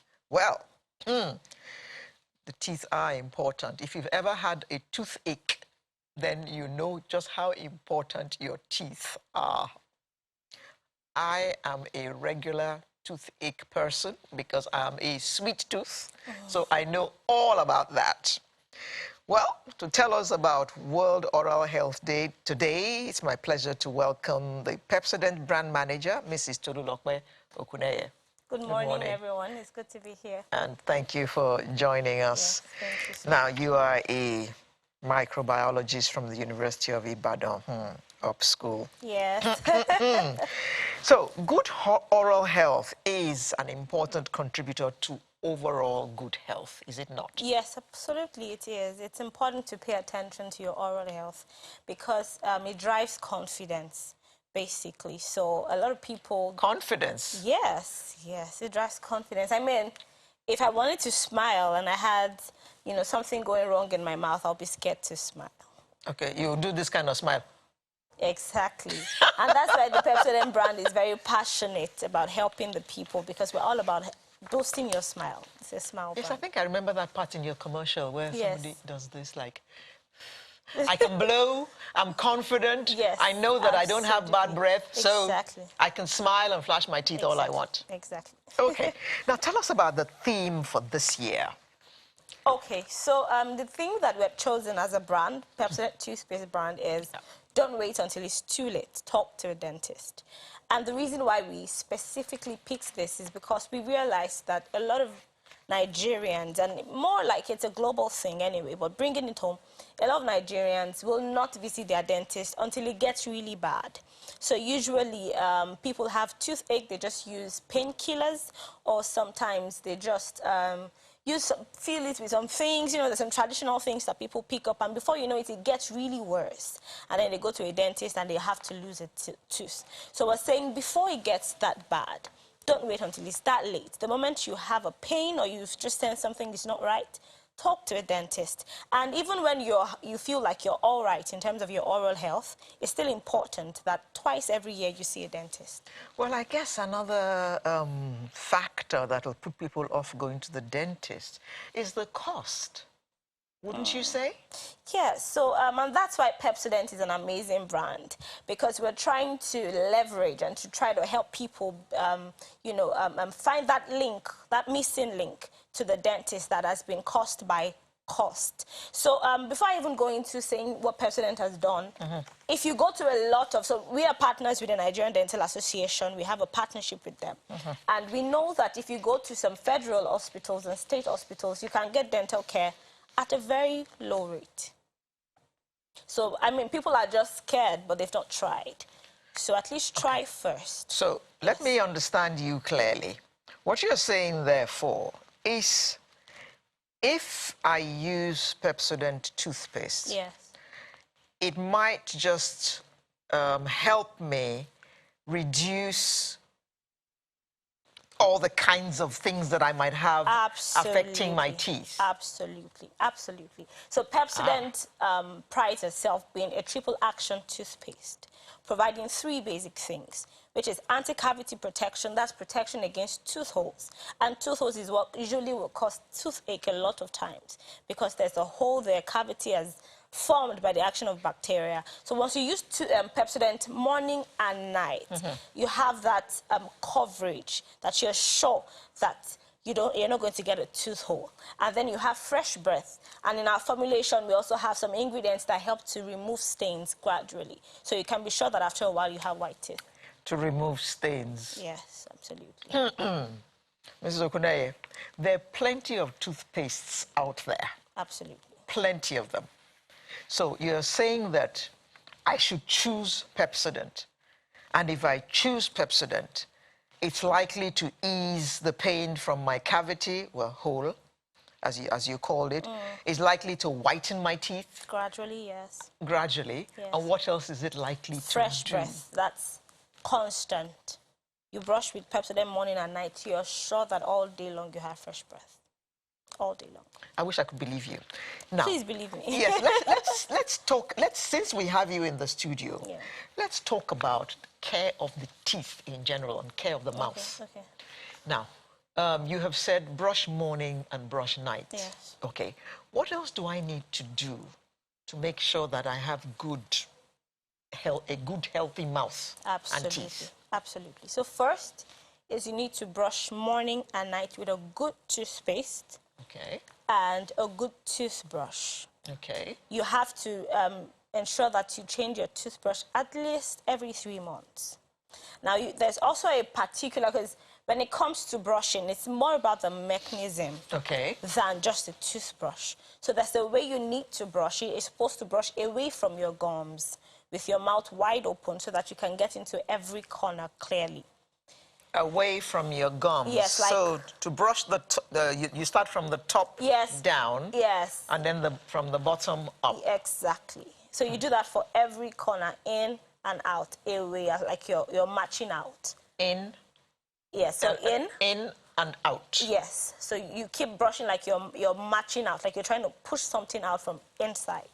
So it's from in, out. Okay. In, out. And that's morning and night. Very okay, important. What else do I need to do? Yes, so you need to ensure that at least twice every year you see your dentist. Okay. Just the same way people will advise that you should do an overall checkup of your body. So you should also do an overall checkup of your mouth at least twice every month. And very importantly... Twice every year? Yeah, twice every year, sorry. Okay. And then very important is that you brush at night. I know that that's quite a chore for people, but... brush at night. It's very important. It helps your toothpaste to work better. For me, it's more important than brushing in the morning. Well, people because say you have eaten all day, and you need to get all the food particles out. Exactly. So that they don't... And then your nighttime when you're sleeping, it's like you've given the bacteria that naturally are present in the mouth enough time to work. To grow. Yes. So and attack your teeth. Exactly. So once you leave food in the mouth, they have something to work on. So they're enjoying the sugars. They're trying to feed on the, just like you fed all through the day. They're also trying to feed at night. So they're enjoying the sugars you've left in your mouth. They're playing Pieces of around. meat. Yes, they're playing around with it. In the process, they're destroying your teeth. Oh my God. So that's why brushing at night you know, is very important. This has just painted a picture in my mind about, you know, little things that look like coronaviruses Can you imagine? marching around in my mouth, attacking my teeth, and just eating away at my teeth. Oh my God. It's such an ugly picture in my mind. Oh. So if you have that picture in your mind, maybe it will help you to remember. Yes, that's why I painted it. So that people can go and clean their teeth, especially at night. Now, what about the tongue? Yes. Is there any special care that one needs to take of the tongue? Of course. So, of course, the same way you brush your teeth, you have to brush your tongue every day, morning and night. Pay attention to it. So it's not, I mean, your brushing time every day should be between 2 to 3 minutes. So, I mean, people do crash 30 seconds of brushing. That's really wrong. You should actually brush at least for 3 minutes. And pay particular attention to your tongue, swiping it out the same way, you know. So sometimes people just, no, you really take time to swipe it out. Because when you're just rubbing in, it's like you're just playing around and spreading. Glossing over it. Yeah, so you really need to be intentional about swiping it out. Yeah. Now, Pepsodent is endorsed by the Nigerian Dental Association. Yeah. Now, what exactly does this mean?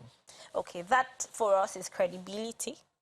Because we know that in terms of oral health, the professionals are the dentists. So we were open enough to say, try our brand, test it, doesn't meet the standard, and they were very comfortable.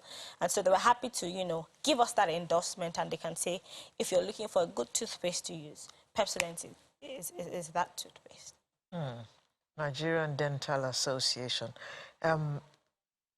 Is that the most credible association as far as dental care in Nigeria is concerned? Absolutely. And the important thing, the bigger pie of this is the partnership is not just Nigerian-based. So the global body of dentists, which is the FDI, is in partnership with Unilever as an organization, and they partner particularly with our brand. So the partnership we have with Nigerian Dental Association in Nigeria is an extension of the partnership with the global body, which is FDI.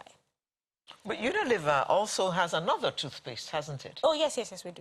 Yes, we do. Now, do all these values also apply to that particular toothpaste? Yes, it does. So, you know, the way it works is we have two beautiful brands, Close Up and Pepsodent, and we try to target different people.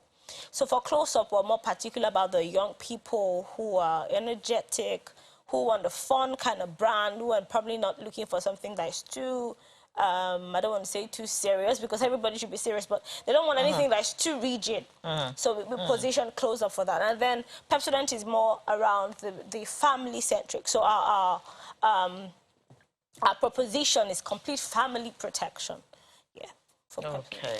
Yes. That's Pepsodent. And I know that Close Up is a gel. Yeah. And it comes in different colors, so it appeals more to the younger people. Absolutely. Okay. Why is it so important for me to brush my teeth morning and night? After I have brushed at night, can I not just rinse my mouth in the morning and go about my business? And then brush at night again? So I'm brushing every night, instead of brushing every morning and every night. So I get your sentiment, but for, you know, to have that complete care, to have that, so for instance, even when you brush at night, when you wake up in the morning, because you've slept. Still doesn't feel fresh. Exactly. You're because right. you slept, you know, you've been quiet for a bit. And the truth is, for every part of our bodies, there are natural microflora. And those are natural microorganisms that naturally exist. They're not harmful. So every special part of your body have those. So it's important that, so those guys will still be in the mouth playing around. So it's important that when you wake up and you need to really feel fresh, you still need to brush in the morning. Mrs. Okunaye, you are a very naughty woman. You have invoked that picture again, which is enough to scare people and make them actually brush morning and night instead of having those things crawling around in their mouths, creating cavities all over the place. Exactly. Okay, so March 20th was World Oral Health Day. Yes, please. How was it marked? Okay. Or hasn't it been? Oh, yes, been it marked has. already? It Yes. has. It yes. has. Okay. It has. And we're still, so for us in Unilever, it's more like World Oral Health Month. Because we keep celebrating up until, you know, the end of April. Okay. And the way we do that is we started the celebration with the press conference. We had, you know, dentists and members of the Nigerian Dental Association and members of the press. You know, we had a conversation around oral health and our specific topic, which is don't wait until it's too late. So that was the beginning, and we have the press release in a lot of newspapers, you know, just trying to educate the populace, because at the end of the day, education is very important. It's like the basic, it's like the beginning of everything you try to do.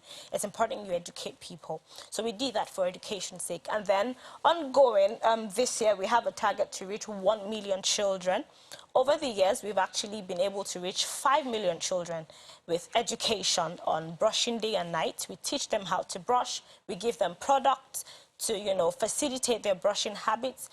We take them through a 21-day process, because we know that in 21 days, whatever you do every day, in 21 days, it becomes a habit. It becomes a habit, yes. Exactly. So we take those children. So this year, we're adding 1 million to that number. So by the end of this year, we would have reached 6 million children with that education.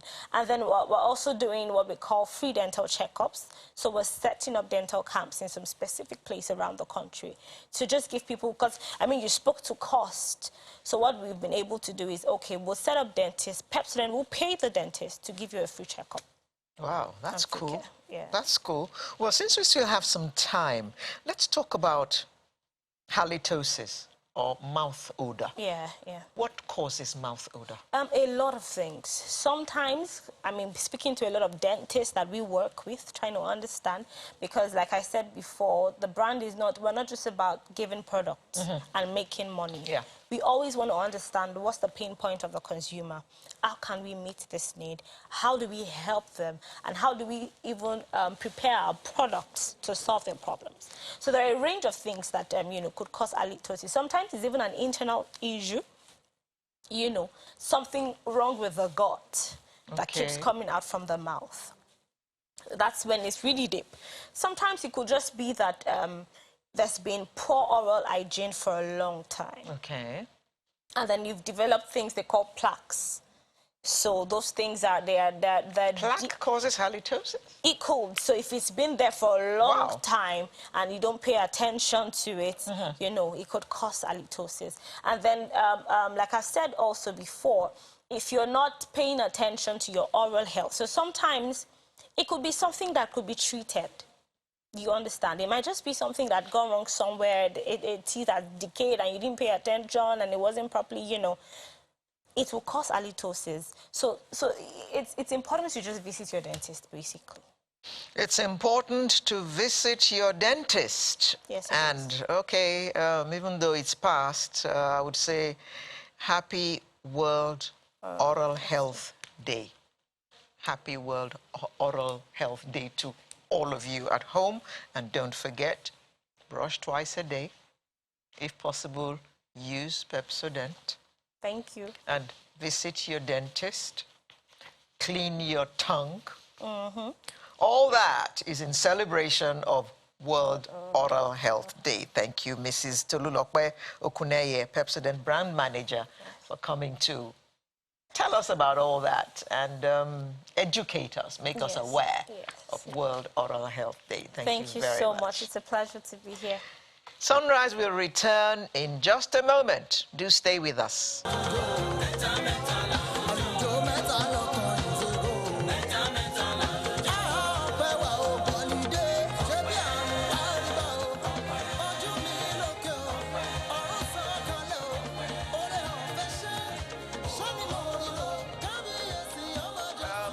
before we go to Abuja, I just have this little comment here from Festus Akongoiwa regarding the topic about our dwindling oil revenues. He says, aside the massive theft and inability to produce beyond 1.4 million barrels per day, the future of oil is uncertain because of energy transition across the world. This is why investors are reducing their investment in the sector. It is time to diversify our economy. Hear, hear, Festus. Haven't we been saying this for years, that we need to diversify our economy? Remember that huge book by Delta State After Oil. We need to be looking at Nigeria after oil. Yes, so it is D-Day. Finally, the All Progressives Congress convention is about to take place in Abuja, and we need to find out exactly what the preparations are like. So we're going to nip down to Abuja now and get an update. We have been to Abuja today already, and we spoke to Terry Kume earlier, who brought us up to speed, even though she just showed us the venue. Nothing was really happening yet. But delegates were supposed to have been arriving from 10 o'clock. We spoke to him at 10:14, and it didn't seem that anybody had arrived. But it looks like at 11:15, there should be some delegates now.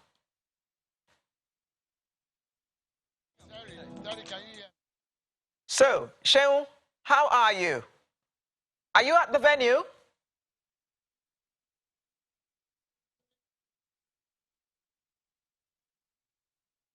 We just saw Sheung's face.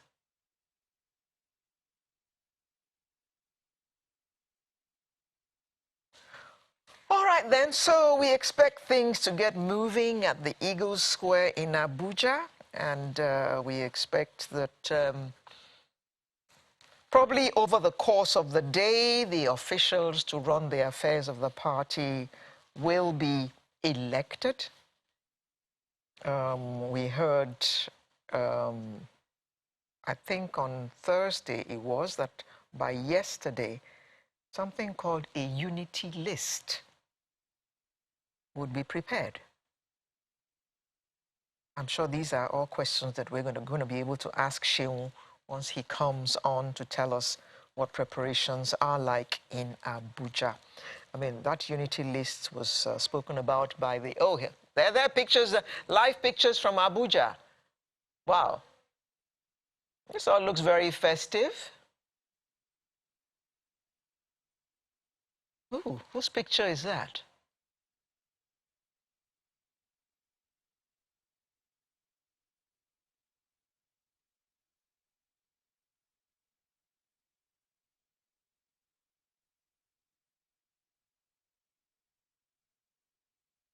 I wish I could see that picture more clearly so I could tell you who that is that's being rooted for.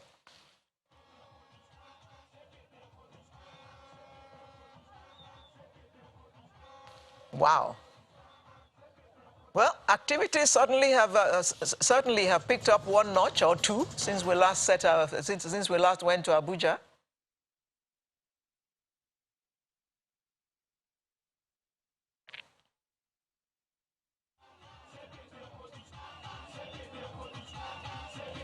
There.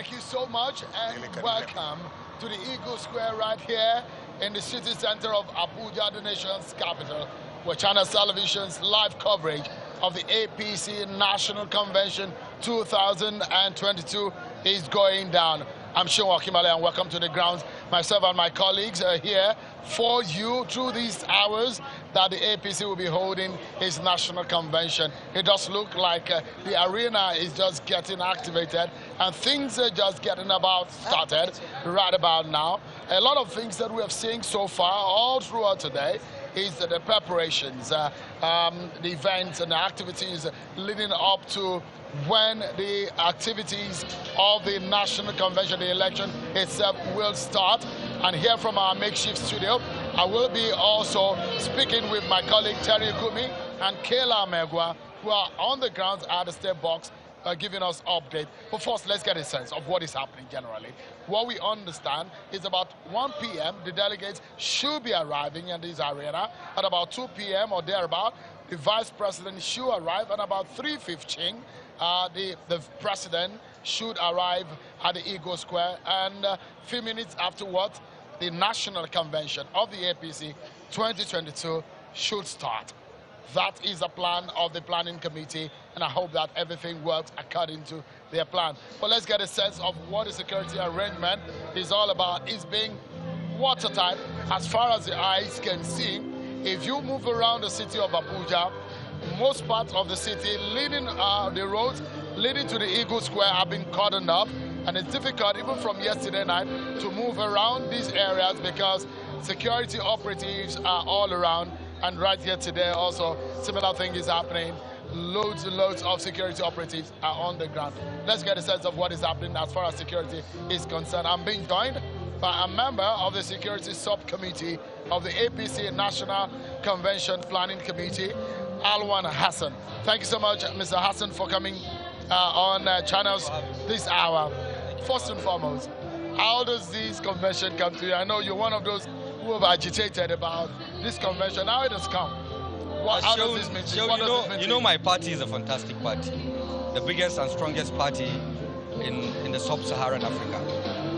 So, but as expected, the convention is going smoothly. We haven't started, but screening has started, accreditation has started, and we expect everyone to be seated, all the delegates to be seated at 2 o'clock or anything before 2, because the vice president drives in at 2 o'clock.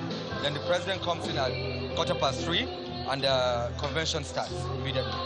Security, give us an understanding. Is it because the president is going to be attending? That's why we you are impressed with the security. No, not about impressed. I mean, this is not my first time is it because of the covering president events here at the Eagle Square. Yeah, but a lot of the other parties, a lot of the other parties were saying we couldn't do it, and maybe we can't do it. But we have a fantastic security architecture in this country.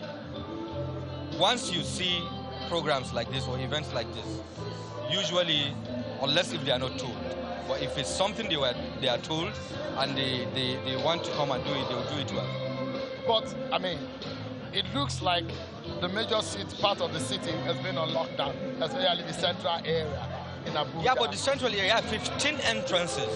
There are 15 entrances to the Eagle Square. They have to be locked because, of course, you won't allow anybody coming. This is not a general election. It's a convention that only 7,000 or so delegates will participate. So you don't expect everybody. And of course, as a ruling party, our fans, support groups, other groups in the party will always want to come in and participate. Not participating in voting, but to be around, cheering up songs and all those things. So in that case, there must be strict movements. And if you don't do that, of course, hoodlums can come in and distract the whole event. So, but generally, give us an understanding of your expectations as far as security is concerned. A smooth convention. A smooth convention. The security architecture is fantastic. Everyone is on ground, from the police, the DSS, CDS, the civil defense. Do you have a number of security operatives on the ground? Yeah, we have about 360 for now, just within the Eagle Square. We have trucks, like 150 trucks. Some were invited from neighboring states. That's driving around town and trying to secure. You know, when you have strangers in town, of course, the whole town has to be secured. The whole central area is just 5 hectares. So, but if you have Nigerians come into 5 hectares, of course, you know, there has to be some rules to guide the way people move. So, I mean, in terms of security, everything is fantastic, perfect. Thank you so much, Halwan. It's good to see you again. Thank you. And I wish you and your party the very best. So much. Let's get a sense of what it looks like in terms of logistics, in terms of digital communication. My colleague, Terry Kume, is in the heart of the ground, away from our makeshift studio here. And Terry, if you can give us a sense of what is happening at your end. You're there with someone. What's the update there, Terry?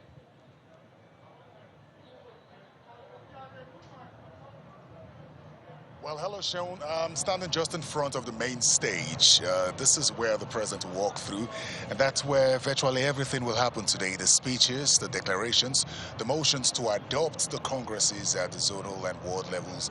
This is where it will happen. It's almost 1 hour, 30 minutes ahead of the time when delegates were expected to start arriving, but it doesn't seem like that's the case here. Clearly, there's something wrong somewhere because the delegates are not seated. The stands for the different states are still empty. I have a member of the National Convention Committee here, specifically the Digital Committee of the National Convention, Mr. Ayo Oyalowo, to speak with us here. Mr. Oyalowo, thank you for speaking with us. I want to start by asking you this. Are you satisfied with the initial output from the work that has been put into making this convention a success since this past couple of weeks now? Well, I'm satisfied with what we have experienced in the past few weeks now after we had the initial hiccups here and there. But right now, even the blind can see that we are ready and raring to go. So yes, I'm satisfied, and most of the APC members and supporters within the place are satisfied. Yeah, we have a tight security situation to come inside, but that is to be expected.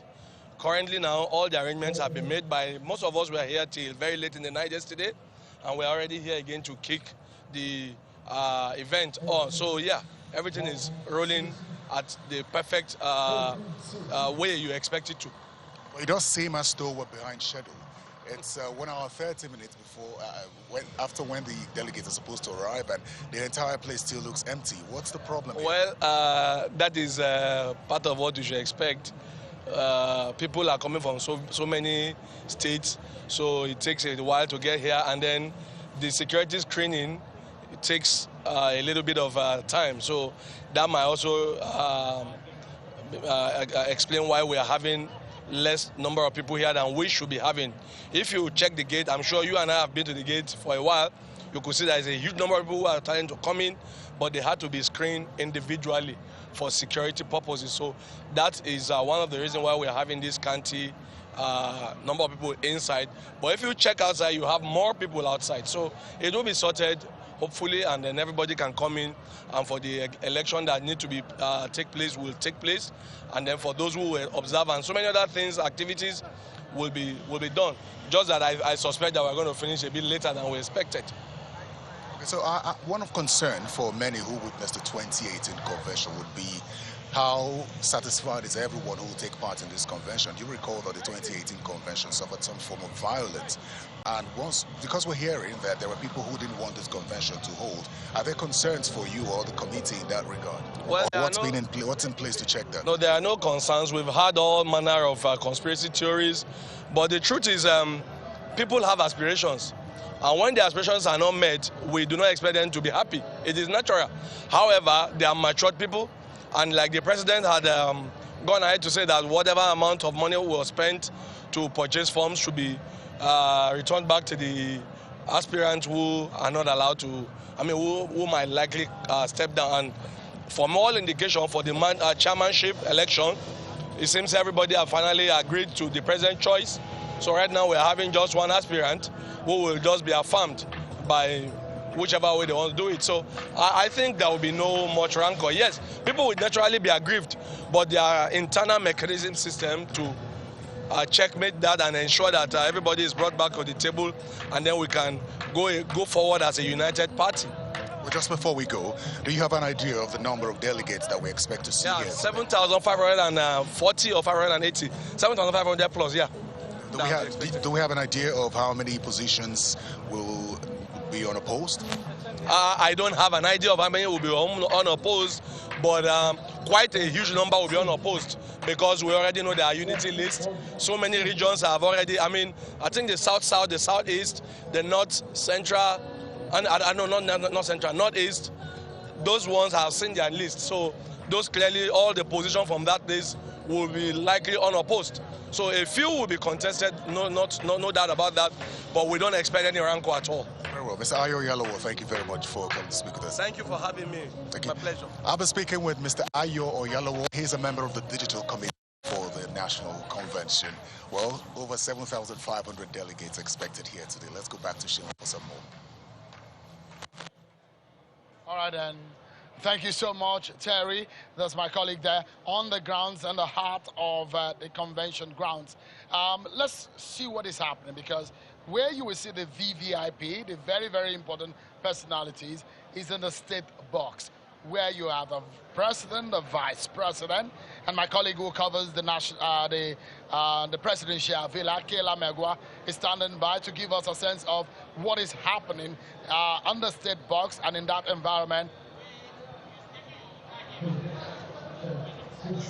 Hello, Sean. I'm actually just looking right now at the Minister of Health. He just walked in. They're doing like a health check at this state box. But of course, the President and the Vice President will be sitting here. He's suspected to be here somewhere around 3:30. So the President and the Vice President will be sitting here. And we have other members of the government who will be sitting down around here. So we're actually looking forward to seeing all of those arrivals begin. And that's actually the situation here. But right now, the Minister of Health is actually doing a sweep of the place, trying to see if the health checks are in place. But this is where the major delegates and major players in this party are going to be sitting down today as we prepare for this convention, Sharon.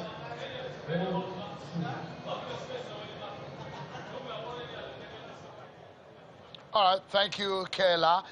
Do keep your eyes on that box, because that is a position where will give us a signal as to how effective or when effectively this convention will get underway. And so that's about it for now.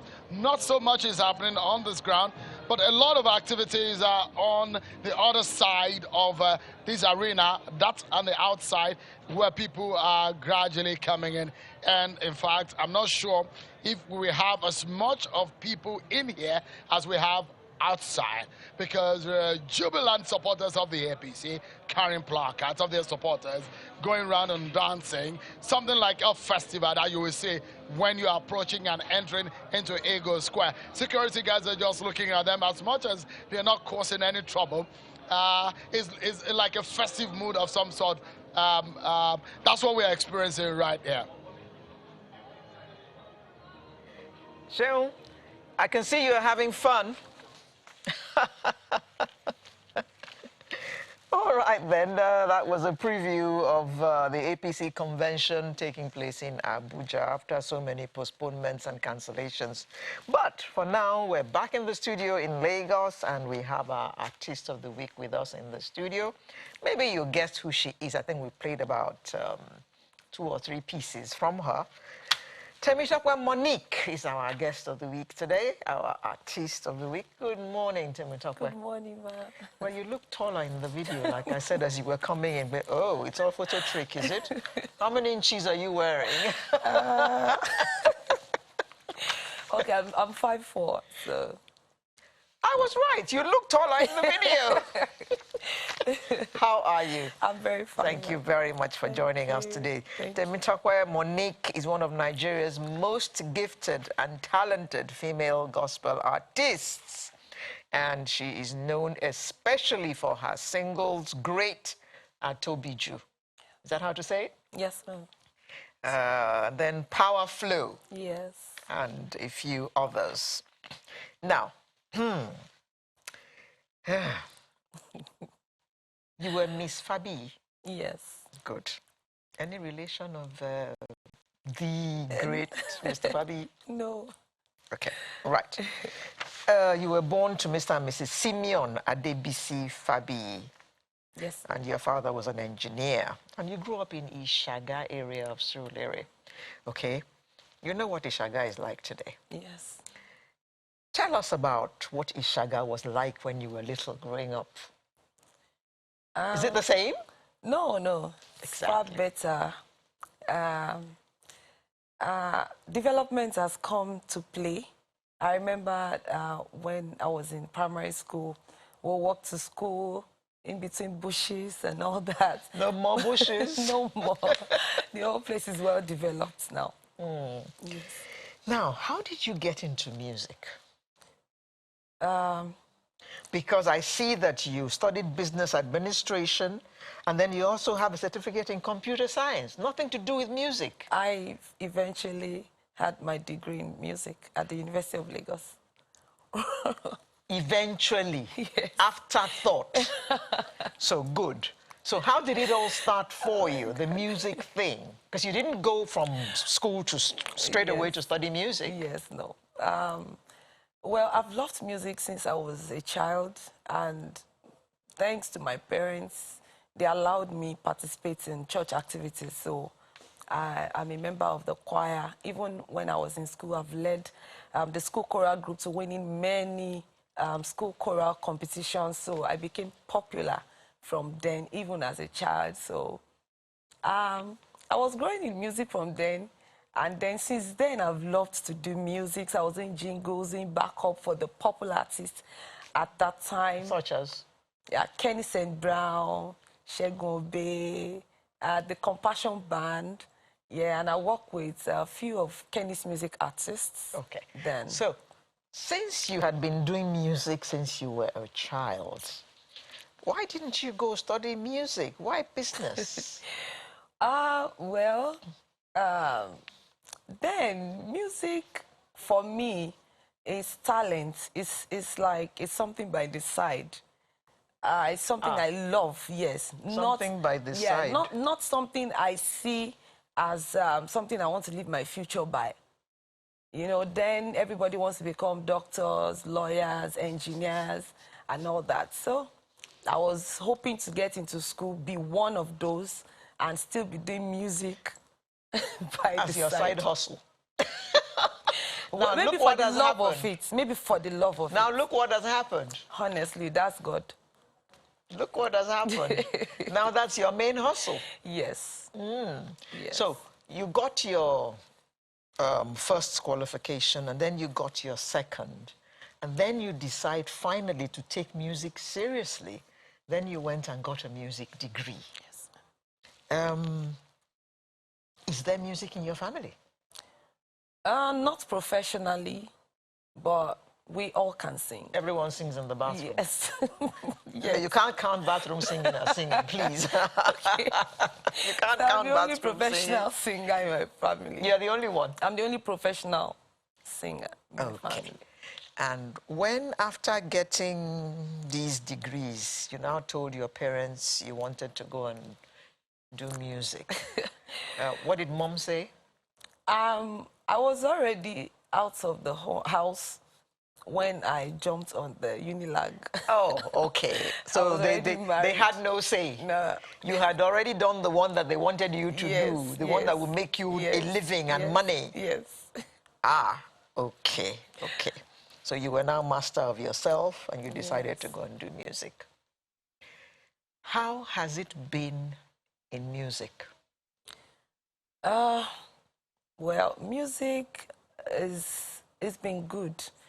Like I said earlier that I was enjoying the journey because being in the choir, it's just you go to church, you know, do your service, and you love what you do. It's not stress for me because I already love music. So, and then growing up from there to start recording and putting songs out there, it was easy. But it became easier when I was signed to a record label. So they took up the major part of the stress and the business part. So all I get is a call to, it's time for you to record, you have an interview tomorrow, you have this tomorrow. So it makes the job very easy for me.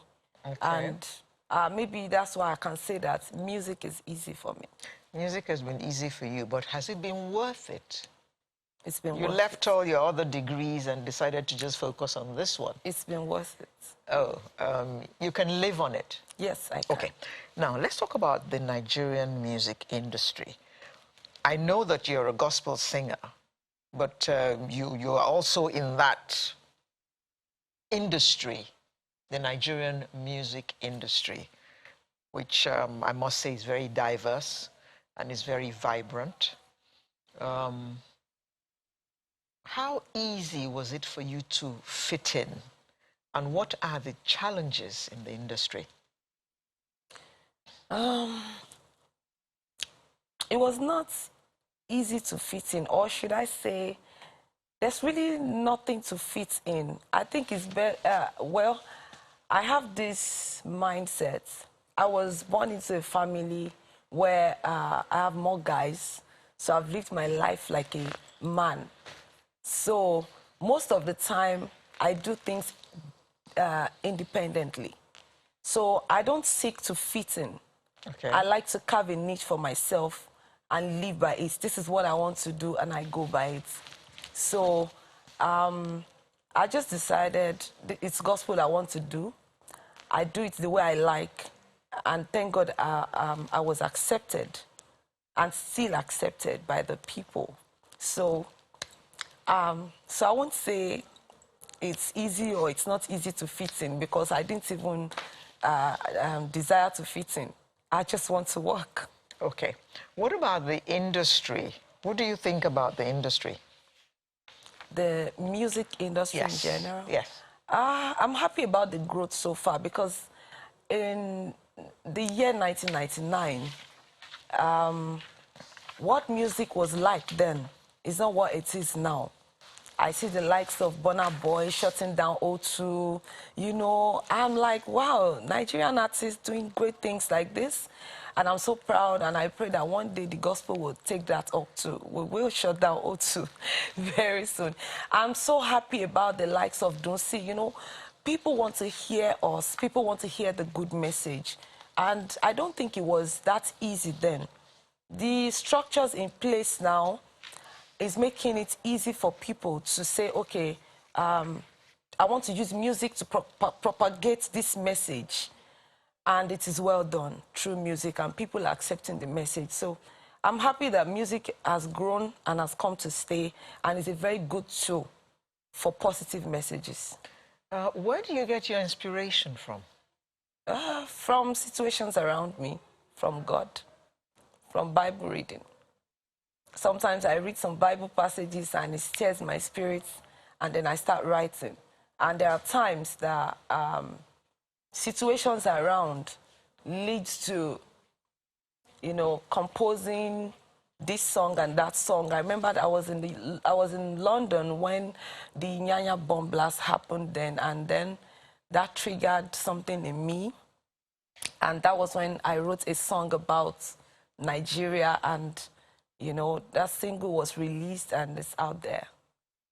So inspiration comes around situations around me too.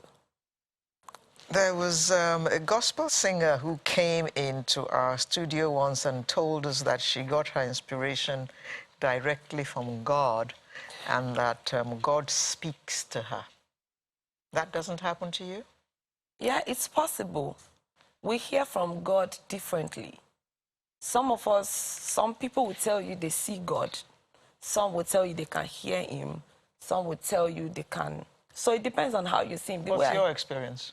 My experience, most times from dreams. I receive messages and I follow it, and I know this is God talking to me. From dreams? Yes. Okay, how would I know when God talks to me? That's why Tell me what to look out for. That's why I said, you know, just like a mother to a child. The way I talk to my boy child is different from the way I talk to my girl child. Sometimes I could look at my daughter and she understands that, no, mommy doesn't want this. And my son will be like, what were you trying to say? So the way God speaks to us sometimes is different. So the said gospel artist might just be hearing directly, I don't hear directly. Sometimes I just probably discern in my spirit that, no, this thing is God talking to me. And I believe it happens to people. Sometimes you want to step out and something is telling you, don't go. Don't worry, stay back. There are some topics out there. Some people just jump on social media and want to talk. Sometimes you want to write and something say, ignore, don't write. So it could be this good spirit in you talking to you, and you can just believe that it's God talking to you, that please do the right thing. Don't do this. So maybe those are the signs. The way I'm looking at you. How are you? Okay, all right, then I won't look at you. Okay. Now, why did you choose gospel music as your medium to get your message across? Okay. I always say I didn't choose gospel. Gospel chose me. You know, I've loved the likes of Celine Dion, you know, Mariah Carey, Whitney Houston, and the likes. And I've always wanted to be like them. I like the love message. Love message is a positive message. Even God is love. Yeah. Yes. Gospel can be love. Yes. So I've loved to do that. But I had an encounter with God some years back. And I know that, no, this is God drawing my ears, that, no, I want you to serve in the vineyard. So I just, you know, took a turn and I said it's going to be gospel. So that's how I arrived at being a gospel artist. And your husband has no problems with that? Nah. He, in fact, is my major support. Oh, good for you. Thank you. Good for you. Thank you. You went to Iju Grammar School. Yes.